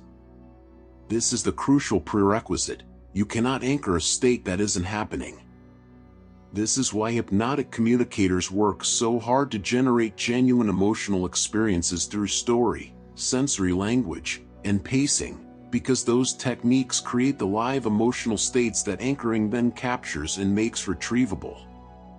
Second, the anchor stimulus must be applied at the peak of the state, at the moment of greatest intensity, not before it has fully developed and not after it has begun to subside. The peak is the moment of maximum neurological engagement, when the association between stimulus and state will be formed most strongly. Third, the anchor stimulus must be distinctive enough to be reproducible precisely, a specific touch at a specific location, a specific vocal tone, a specific word delivered with a specific quality of emphasis. In practice, anchoring in conversation looks less like a clinical procedure and more like a natural part of skilled communication. A therapist who notices a client speaking with particular brightness and energy about a memory of personal strength might, at precisely the peak of that brightness, gently and briefly touch the client's wrist, or use a specific phrase delivered in a specific tone. They might do this several times across the session, reinforcing the association. Later, when the client is struggling and has lost access to that resourceful state, the therapist can fire the anchor, reapply the touch, use the phrase, and the nervous system, following the association laid down during the peak, begins to recreate the earlier state. The client does not experience this as manipulation. They experience it as a mysterious but welcome shift in how they feel. This is anchoring used as medicine, and it is one of the most powerful tools available to anyone working in a helping profession. Beyond formal therapeutic settings, anchoring operates continuously in the texture of everyday skilled communication. A leader who consistently uses a particular phrase or vocal quality when acknowledging genuine achievement gradually anchors positive emotional states to those cues in their team members, until the cue alone begins to generate the state, before any new achievement has even been described. A teacher who reliably creates an atmosphere of safety and curiosity through the specific way they open a class eventually anchors that atmosphere to those opening behaviors, and students begin to shift into a learning state the moment the familiar pattern appears. A salesperson who consistently begins their best conversations with a specific warm greeting and a particular quality of attention can deliberately reproduce those conditions in new conversations, using the anchored opening as a launch sequence for the state of engaged curiosity they know generates the best outcomes. There is a technique in anchoring called collapsing anchors that deserves particular attention for its therapeutic and personal applications. It involves simultaneously firing an anchor associated with a limiting or negative state and an anchor associated with a resourceful or positive state, allowing the two states to interact neurologically. Because the nervous system cannot simultaneously sustain two conflicting states at full intensity, the interaction tends to produce a blended or neutralized state that is less charged than either original state alone. Over several repetitions, the negative anchor weakens significantly. A person with a strong fear response anchored to a specific stimulus can use this technique, in a structured context, to reduce the grip of that response by repeatedly pairing it with a powerfully positive anchor until the association begins to dissolve. This is not the same as suppression or avoidance. It is a direct intervention at the neurological level where the problem lives. The integration of sensory language and anchoring into everyday communication creates a dimension of influence that operates almost entirely outside the listener's conscious awareness, and for precisely that reason, it carries significant ethical weight. Every skilled communicator is constantly setting anchors, whether they know it or not. Every piece of vivid sensory language is shaping the listener's neurological experience in real time. The question, as always, is not whether to use these capabilities but how, in what direction, toward what ends, and with what degree of care for the person on the receiving end. Used with genuine care, sensory language and anchoring are among the most humane tools available to a communicator, because they work by enriching experience, by creating real states of well-being and resource in the people they are applied to. Used carelessly or with self-serving intent, they are a form of emotional engineering without consent. The difference, once again, lies entirely in the orientation of the person holding the tool, whether they are, at the deepest level, looking toward the other person or toward themselves. Chapter 7. Reframing. Changing the picture around the problem. There is a story, possibly apocryphal but too instructive to omit, about a town that had a problem with teenagers gathering on the steps of a local shopping center every evening. The teenagers were not doing anything illegal. They were simply present in large numbers, which made older shoppers uncomfortable and was causing a measurable decline in evening foot traffic and sales. The town tried several approaches, increased police presence, posted signs asking young people to move along, even direct confrontation from store owners. Nothing worked. The teenagers had as much legal right to be there as anyone, and they knew it. Finally, someone suggested a different approach. Instead of trying to drive the teenagers away, the shopping center began playing classical music through its outdoor speakers every evening. Within 2 weeks, the teenagers had entirely stopped coming. Not because they had been forced out, not because the rules had changed, not because anyone had argued with them or threatened them, but because the frame of the environment had shifted. The same physical space, decorated with a different sensory atmosphere, no longer matched the identity and social experience they were seeking. They left of their own free will, in pursuit of their own preferences. Nothing had changed except the frame, and the frame changed everything. A frame, in the sense used throughout this chapter, is the context of meaning within which an experience is interpreted. It is the invisible border around a picture that determines how the picture is seen. The same event, the same object, the same behavior, the same person can carry entirely different meaning depending on the frame surrounding it. A scar on a soldier's face tells a story of courage and survival. The same scar on a stranger's face in a dark alley tells a story of violence and threat. The scar is identical.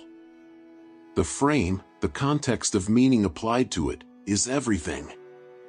Reframing, as a technique of hypnotic language, is the deliberate art of changing the frame around an experience in order to change its meaning, and through that change in meaning, to change the emotional and behavioral response it generates. It is, in many ways, the most intellectually elegant of all the techniques in this book, because it does not fight reality. It does not deny facts or manufacture false information. It simply relocates those facts within a different context of meaning, and meaning, as every hypnotic communicator understands, is not a property of events. It is a property of the minds that interpret them. The philosophical foundation of reframing was articulated most clearly by the philosopher and psychologist William James, who observed at the turn of the 20th century that the greatest revolution of his generation was the discovery that human beings could alter the outer aspects of their lives by altering the inner attitudes of their minds. James was not speaking about positive thinking in the shallow, self-help sense of the phrase. He was making a precise claim about the relationship between perception and reality, that what we experience as reality is not the raw data of the external world but our interpretation of that data, and that the interpretive frame is far more malleable than we ordinarily believe. Every major school of psychotherapy since James has, in one form or another, been built on this insight. Cognitive behavioral therapy works by identifying and changing the cognitive frames through which people interpret their experience. Acceptance and commitment therapy works by changing the individual's relationship to their frames. And hypnotherapy, particularly in the Ericksonian tradition, works by bypassing the conscious defense of existing frames and installing new ones at the level where frames are actually generated, the unconscious. There are two primary categories of reframe that every practitioner must understand. The first is the context reframe, which changes the situation surrounding a behavior or quality rather than the behavior or quality itself. Context reframes operate on the insight that virtually every behavior or characteristic is useful, appropriate, or valuable in some context, even those that appear purely limiting or problematic in the current context. The person who is criticized for being too stubborn in one environment might find that exact quality relabeled as extraordinary persistence in another. The employee who is seen as unable to let things go in a team meeting might be precisely what is needed as a quality control specialist whose job is to catch the errors everyone else has moved past. The anxious person whose mind generates endless worst-case scenarios might discover that this same cognitive tendency, properly directed, makes them an outstanding risk analyst or safety planner. Nothing about these people has changed. The frame is shifted, and the shift reveals value where the original frame allowed only deficiency. The second category is the content reframe, sometimes called a meaning reframe, which changes not the context but the meaning assigned to an event or behavior. Where the context reframe asks in what other situation would this quality be an asset, the content reframe asks what else could this event mean. A business failure that carries the meaning I am not capable of succeeding can be reframed to carry the meaning I now possess information about what doesn't work that most of my competitors haven't yet paid for. A relationship ending that is framed as I am unlovable can be reframed as I have learned with precision what I need and will not settle for in a future partner. In each case, the event itself is unchanged. What changes is the meaning attributed to it, and that change in meaning changes everything that follows: the emotional response, the behavioral choices, the trajectory of the person's life. This is not denial. It is not the toxic positivity of pretending a painful thing was secretly good. It is the recognition that painful events, like all events, contain multiple possible meanings, and that the meaning a person assigns to their experience is a choice, one of the most consequential choices they will ever make, and one that can be made deliberately. Milton Erickson was perhaps the greatest practitioner of therapeutic reframing who has ever lived, and his case studies are still studied today precisely because of their almost shocking elegance. One of the most celebrated involves a patient Erickson called Joe, a man dying of cancer who was in severe and unmanageable pain. Pain medications had ceased to be effective. Joe was desperate. Rather than addressing the pain directly, Erickson began talking to Joe at length about a completely unrelated subject: the growth of tomato plants. He spoke about how a tomato plant grows with such naturalness and ease, how the roots find their way through the earth without effort, how the leaves turn toward warmth, how the fruit swells and ripens in its own good time. Embedded throughout this extended agricultural monologue were suggestions about comfort, ease, and natural processes that the body knows how to follow without interference. Joe listened, puzzled and slightly amused by the apparent irrelevance of the conversation. His pain decreased significantly. He died several months later in far more comfort than his physicians had thought possible. Erickson had reframed pain, not by denying it, but by placing it inside a larger frame of natural processes that the body navigates with its own wisdom, and by giving Joe's unconscious mind a completely different set of instructions about what his body was doing. In everyday conversation, reframing appears in moments of disagreement, difficulty, and resistance, precisely the moments when most people abandon technique altogether and simply push harder for their own position. The person who responds to this project is already over budget with yes, and what we've learned by getting here will save us significantly more than the overrun on every subsequent project is reframing. The parent who responds to a teenager's "I can't do anything right with what I see" is someone who holds themselves to a genuinely high standard, which is a quality that matters enormously. The challenge is learning to apply it without turning it against yourself is reframing. The negotiator who responds to "we simply cannot move on price" with "understood, so let's focus our conversation entirely on the value side of the equation, because that's where the real opportunity is reframing.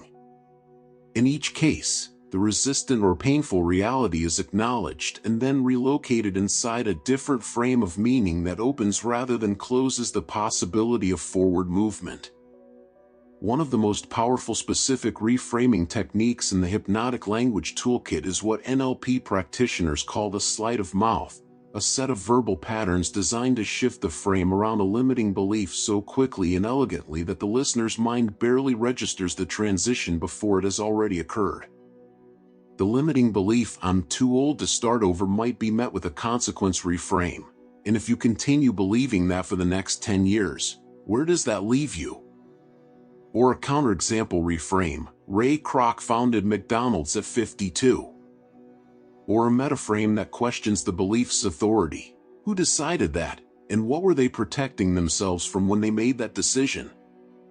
Each of these is a different sleight of mouth pattern, and each works by approaching the limiting belief from a different angle, not to destroy it by force but to reveal the edges of it, to show the listener that it is a frame rather than a fact, and that frames can be chosen. The use of metaphor as a reframing vehicle deserves extended attention, because it is the most graceful and least resistible form the technique can take. When you offer someone a metaphor for their situation, you are not arguing with their existing frame, you are offering them a different lens entirely, and inviting them to look through it. The lens either fits their experience or it doesn't, and the listener is the judge of that.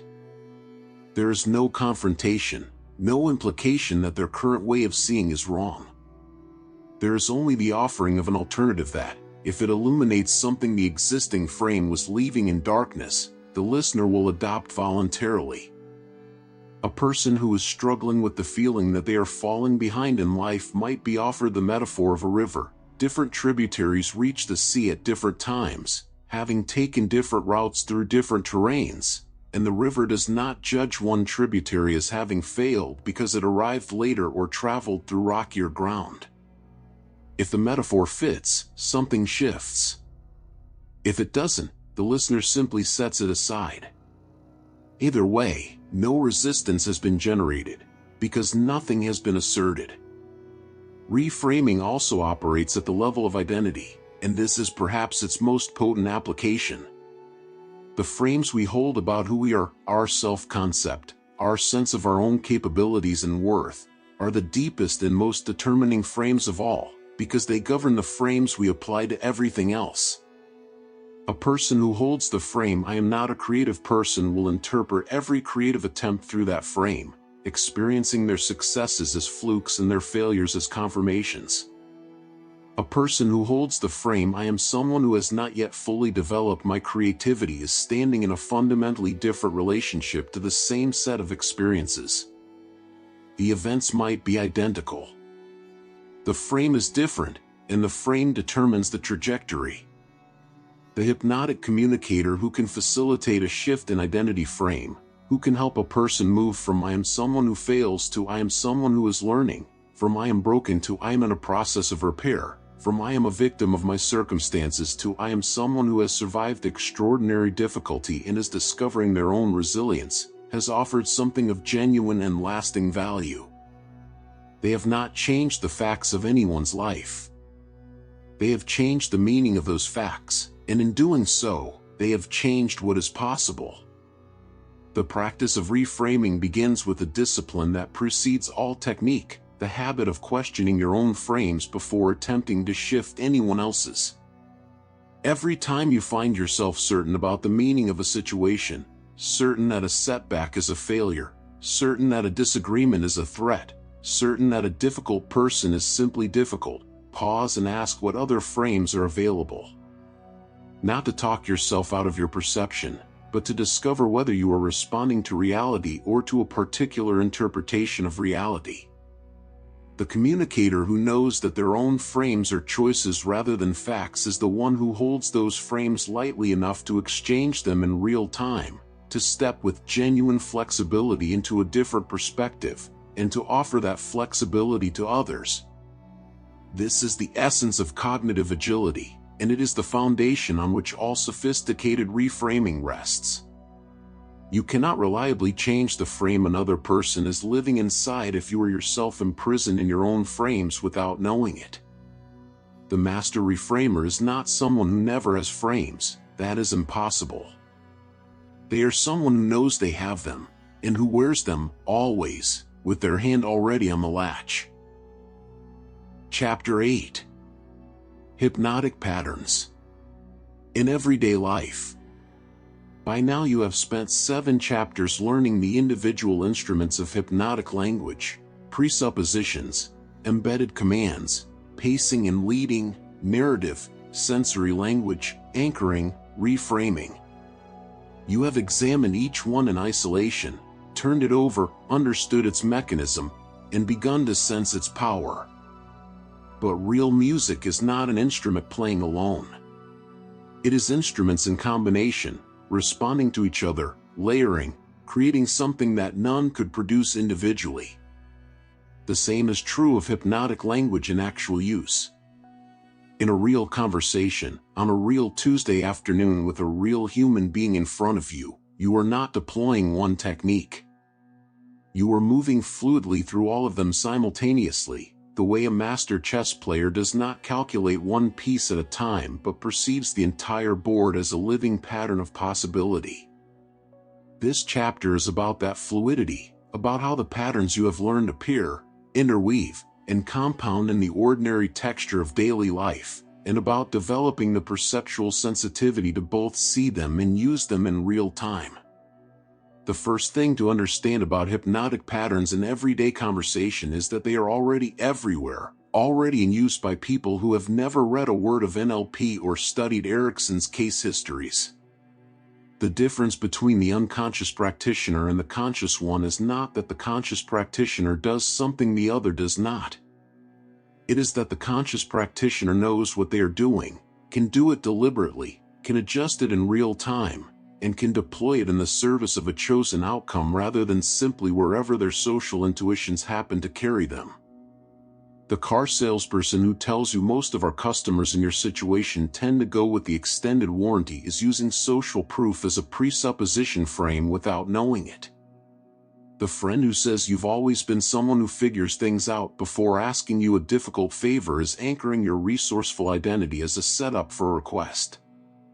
The politician who says the question is not whether we can afford to do this, but whether we can afford not to is using a double bind wrapped in a rhetorical question without having studied a single page of persuasion theory.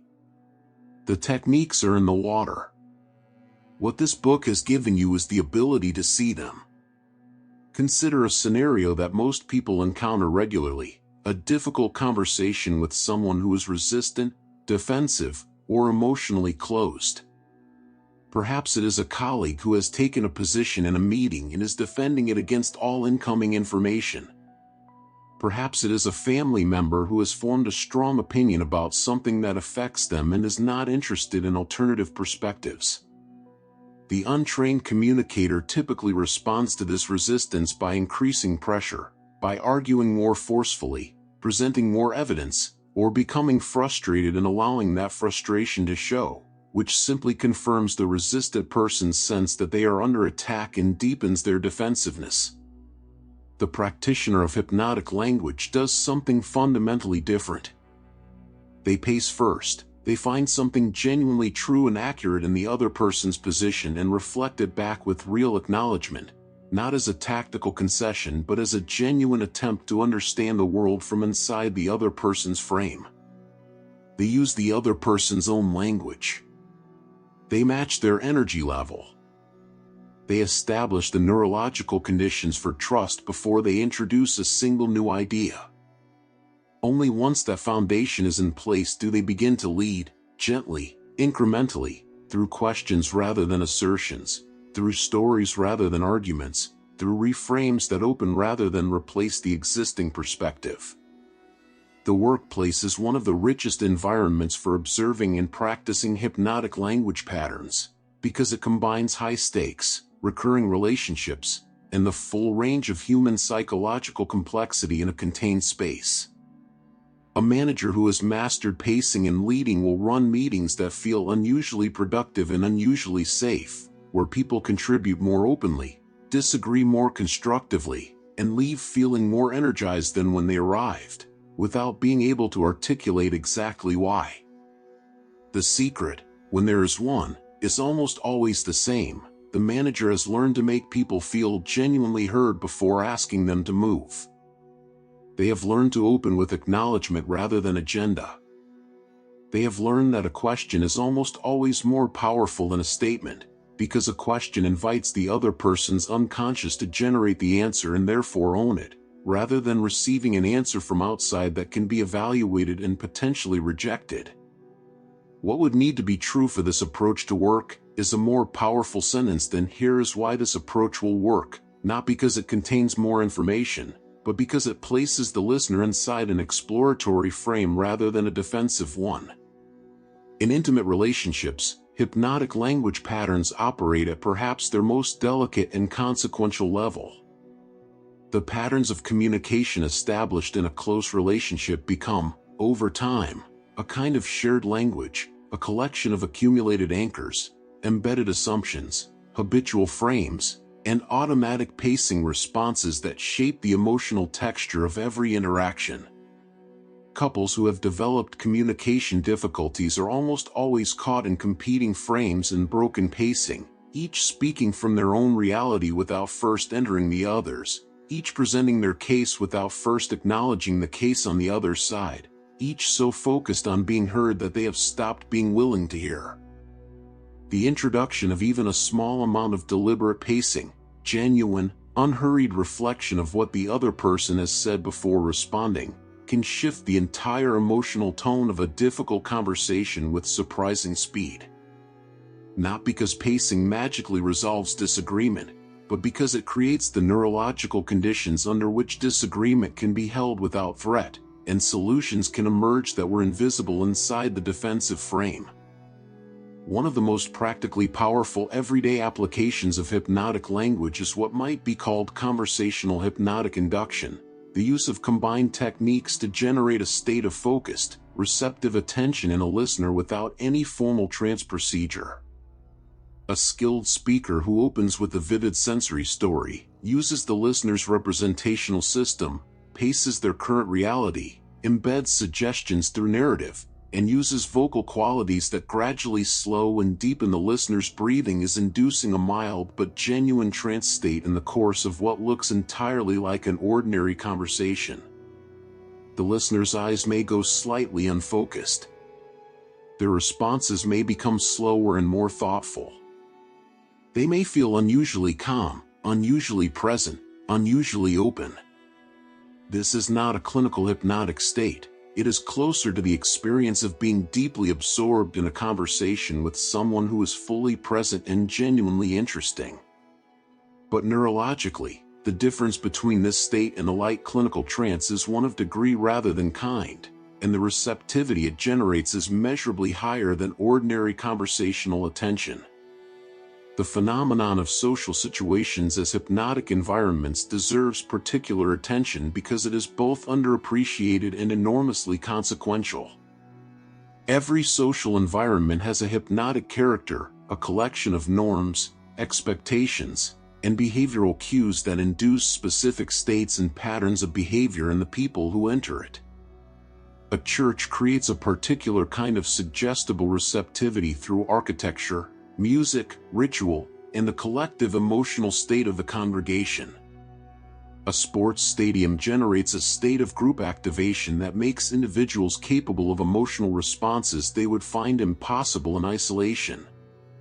A luxury retail environment uses lighting, scent, temperature, spatial arrangement, and the behavior of staff to induce a state of relaxed affluence in which the natural resistance to spending is significantly reduced. These are not accidents. They are deliberate applications of environmental anchoring, group pacing, and sensory language at an architectural scale, and understanding them as such gives you the ability to both design environments that support the states you want to generate and to maintain your own autonomy when you find yourself inside someone else's designed environment. The art of asking questions is one of the most underestimated channels for hypnotic language in everyday life, and it merits a dedicated moment of attention here. Questions are hypnotically powerful for several reasons that reinforce each other. First, as we have established, they contain presuppositions. Every question assumes something, and the act of answering accepts that assumption. Second, questions direct attention. They tell the listener's mind where to look, and where the mind looks determines what it finds and how it feels. What's the worst that could happen? Sends the mind into threat scanning mode and reliably generates anxiety. What's the best possible outcome of trying this? Sends the same mind in the exact opposite direction and generates a qualitatively different emotional state. Third, questions generate ownership. The answer a person arrives at through their own thinking feels more true, more motivating, and more durable than any conclusion delivered from outside. The Socratic method was hypnotic language 2,500 years before the term existed. The great questions are the ones that make people feel they have finally found something they already knew. Pattern interrupts deserve their own moment in this chapter because they are the entry point for everything else, the mechanism by which a fixed, closed frame is opened sufficiently for new information to enter. A pattern interrupt is any unexpected input that breaks the automatic flow of a habitual response and creates a momentary gap of openness before the habitual pattern reasserts itself. Erickson famously used a handshake interrupt, beginning the familiar social ritual of a handshake and then doing something subtly unexpected with his hand, creating a brief moment of suspended attention in the other person during which a suggestion could be delivered directly to the unconscious. In ordinary conversation, pattern interrupts can be verbal, tonal, physical, or contextual. The unexpected question that nobody saw coming. The sudden shift from serious to playful. The quiet pause that arrives where an answer was expected. The story that begins in a completely different context from the conversation. Each of these creates a brief window, a gap in the automatic processing, through which new material can be introduced before the existing frame closes again. Skilled communicators develop a feeling for these windows and learn to use them without hesitation. Living with hypnotic language awareness means developing a particular quality of double attention, the ability to participate fully in a conversation while simultaneously observing it from a slight remove, noticing the patterns at play, sensing the emotional states in motion, feeling when resistance is building or dissolving, reading the feedback that the other person's nervous system is continuously broadcasting. This is not dissociation, it is a form of expanded presence, the same quality that an experienced jazz musician brings to performance when they are simultaneously expressing and listening, simultaneously generating and receiving. It develops with practice, and the practice begins with the simple habit of reviewing significant conversations afterward with genuine curiosity. What was happening there? What frame were they operating from? What state were they in? What would have reached them, and what was I actually doing? The gap between those last two questions is the territory where mastery grows. The most important thing this chapter can leave you with is not a technique but a perceptual shift, a change in what you notice when you walk into a room, begin a conversation, or encounter resistance. The untrained eye sees a difficult person. The trained eye sees a person in a particular state, operating from a particular frame, with a particular set of needs that their behavior is trying, however clumsily, to meet. The untrained ear hears an argument. The trained ear hears a set of presuppositions, embedded commands, pacing failures, and reframe opportunities. This perceptual shift is not a loss of natural warmth or spontaneity. In fact, it deepens both, because it replaces the automatic reactions of an unstudied mind with the flexible, responsive, genuinely curious engagement of one that knows how to meet another person where they are. Every conversation becomes an opportunity to practice something real. Every difficult interaction becomes a laboratory rather than a battlefield. And the people around you begin to notice, though they may not know why, that talking to you feels different, more open, more alive, more like arriving somewhere they wanted to be. Chapter 9. The Ethical Master. Power with Purpose. There is a particular kind of person who reads a book like this and immediately asks, how do I use this to get what I want? And there is another kind of person who reads the same book and asks, how do I use this to become someone worth listening to? The distance between those two questions is the entire distance between manipulation and mastery. Both people will learn the same techniques. Both will practice the same patterns. But they will build entirely different lives with them, and they will ultimately achieve entirely different levels of power, because real influence, sustained over time, across relationships, across careers, across lives, is not built on technique. It is built on trust. And trust is not generated by skill. It is generated by character.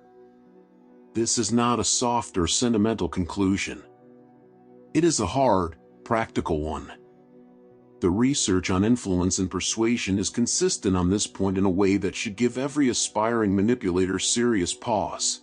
People who use influence techniques in the absence of genuine care for the people they are influencing achieve short-term compliance at the cost of long-term relationship. They close the sale and lose the customer. They win the argument and damage the alliance. They get the result they pushed for and plant, in the person they pushed, a seed of distrust that eventually flowers into avoidance, resistance, or outright opposition. The techniques in this book are extraordinarily effective at moving people in the short term. Without the ethical foundation explored throughout these pages, they are equally effective at alienating people in the long term. With that foundation, they become something else entirely, the tools of a communicator who genuinely changes lives, who builds organizations that outlast them, who raises children capable of navigating the world with confidence, who leaves every relationship they touch measurably better than they found it. The ethical master of hypnotic language is not defined by what they refrain from doing. They are defined by the orientation from which they act. The question is not, will I use these techniques? Of course you will, as everyone who has absorbed this material inevitably does. The question is, toward what? Every presupposition you embed, every anchor you set, every story you tell, every frame you offer is moving the person in front of you in some direction. The ethical master has taken the time to know, clearly and honestly, what direction that is, and to verify that it genuinely serves the person being moved. This verification is not a single decision made once. It is a continuous practice, a habit of honest self-examination that runs underneath every significant communication, asking quietly, whose interests am I actually serving right now? The answer will not always be perfectly pure, and it does not need to be. We are all simultaneously serving ourselves and others in every interaction, and that is entirely human. What matters is that the other person's genuine well-being is in the frame at all, that it is a real variable in the equation, not a fiction you tell yourself while pursuing something entirely else. One of the deepest lessons embedded in the study of hypnotic language is something that most students of persuasion and influence either miss entirely or encounter only after years of practice has already taught it to them the hard way. The most hypnotically powerful state you can be in any interaction, is genuine care. Not performed care. Not strategic warmth deployed as a rapport-building tactic. Real, present, specific interest in the person in front of you, their actual situation, their actual needs, their actual experience of the world at this particular moment. When that state is authentic, every technique you have learned in this book begins to operate at a level of effectiveness that technique alone can never reach, because the other person's unconscious mind is continuously reading the signal beneath your words, and when that signal is genuine, the entire neurological resistance that techniques are designed to bypass simply does not arise in the same way. You do not need to be as clever when you are genuinely kind. You do not need to be as precise when you are genuinely present. Sincerity is the most advanced form of hypnotic language, and no amount of technical sophistication substitutes for it. The journey from learning these techniques to integrating them into genuine mastery passes through several stages that are worth naming, because knowing what stage you are in helps you navigate it without becoming discouraged or, more dangerously, overconfident. The first stage is unconscious incompetence, the state most people are in before encountering this material, using language with enormous unconscious impact and no awareness of what they are doing or why.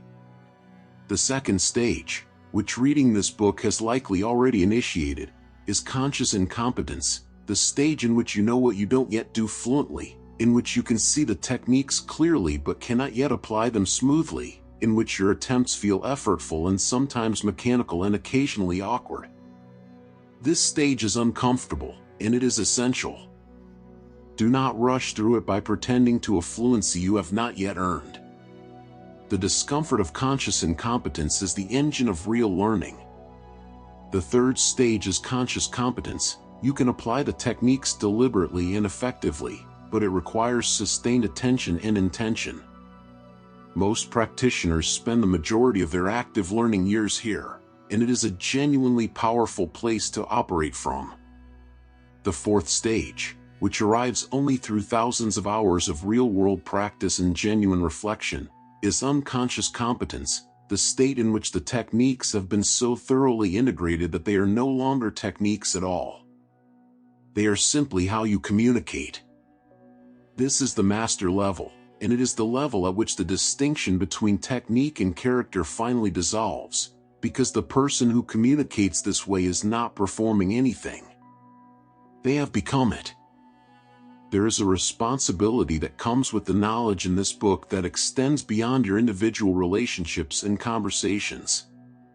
Hypnotic language patterns are embedded in the fabric of every society, in its politics, its advertising, its media, its religious institutions, its educational systems.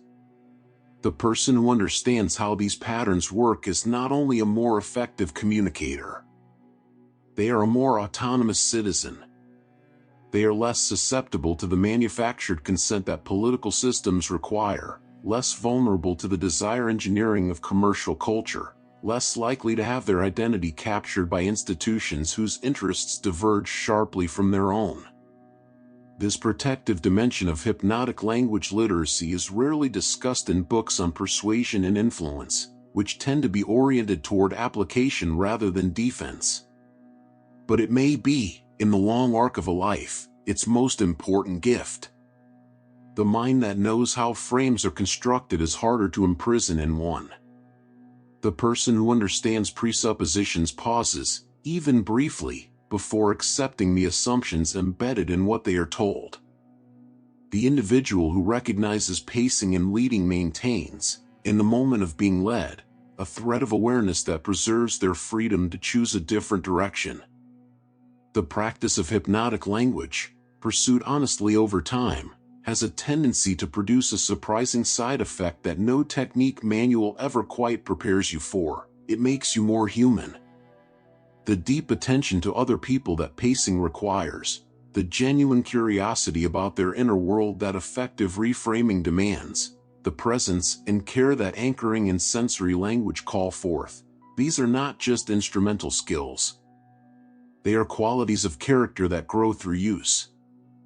The person who spends years genuinely trying to understand how other people experience reality, genuinely trying to communicate in ways that serve rather than exploit, genuinely attending to the gap between their intentions and their impacts, becomes over time someone with an unusually rich and compassionate map of human experience.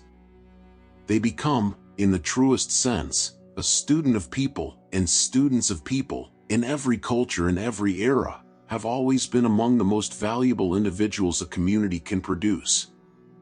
Let us be honest about the failures you will have. You will misread situations. You will deploy a technique at precisely the wrong moment and watch the connection you were building collapse. You will find yourself, in moments of stress or defensiveness, reverting to old patterns of communication that you know are ineffective and reaching for them anyway because they are familiar. You will occasionally use your new knowledge in the service of your own ego rather than the person in front of you, and you will usually know it at some level even while you are doing it. These failures are not evidence that the material is not working. They are evidence that you are human, and that mastery is a direction, not a destination. The only meaningful response to each of these moments is the same: notice, learn, adjust, and continue. The practitioner who fails and reflects grows faster than the practitioner who succeeds without understanding why. Every conversation that doesn't go the way you intended is a data point about the gap between your current map and the territory it is trying to describe. Update the map and walk on. There is a story from the Zen tradition about a student who came to a master and asked to be taught everything the master knew. The master invited the student to sit and began to pour tea into the student's cup. He poured until the cup was full and then continued pouring, watching the tea overflow and spill across the table and onto the floor. The student watched in confusion, and then alarm, and finally said, "Master, the cup is full. It can hold no more."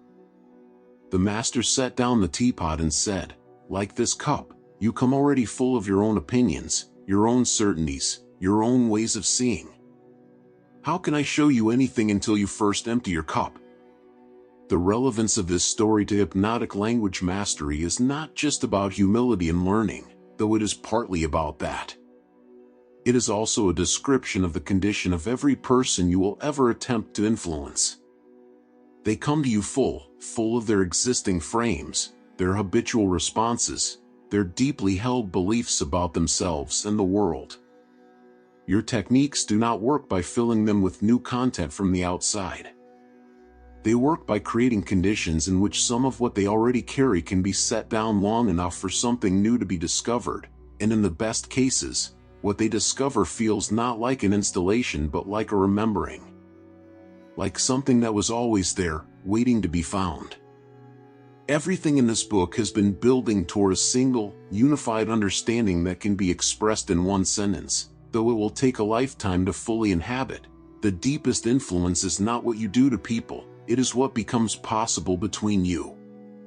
The techniques of hypnotic language, at their highest application, are not tools for moving unwilling people in directions they would not choose.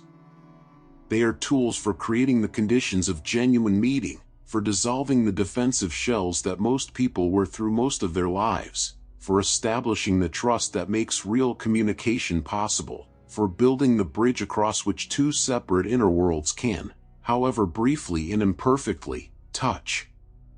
When that happens, when a conversation crosses from performance into genuine contact, when both people feel simultaneously more seen and more capable of seeing, something occurs that no technique created and no technique could have prevented. It is the thing that all the techniques were in service of. It has no name in the literature of NLP or hypnotherapy. It is simply what it means to truly meet another human being. That is what this book has been about, from the first word to this one. Go practice. Go meet people. Go use your power in the world, with all the care and skill and humility it deserves. The conversation is waiting.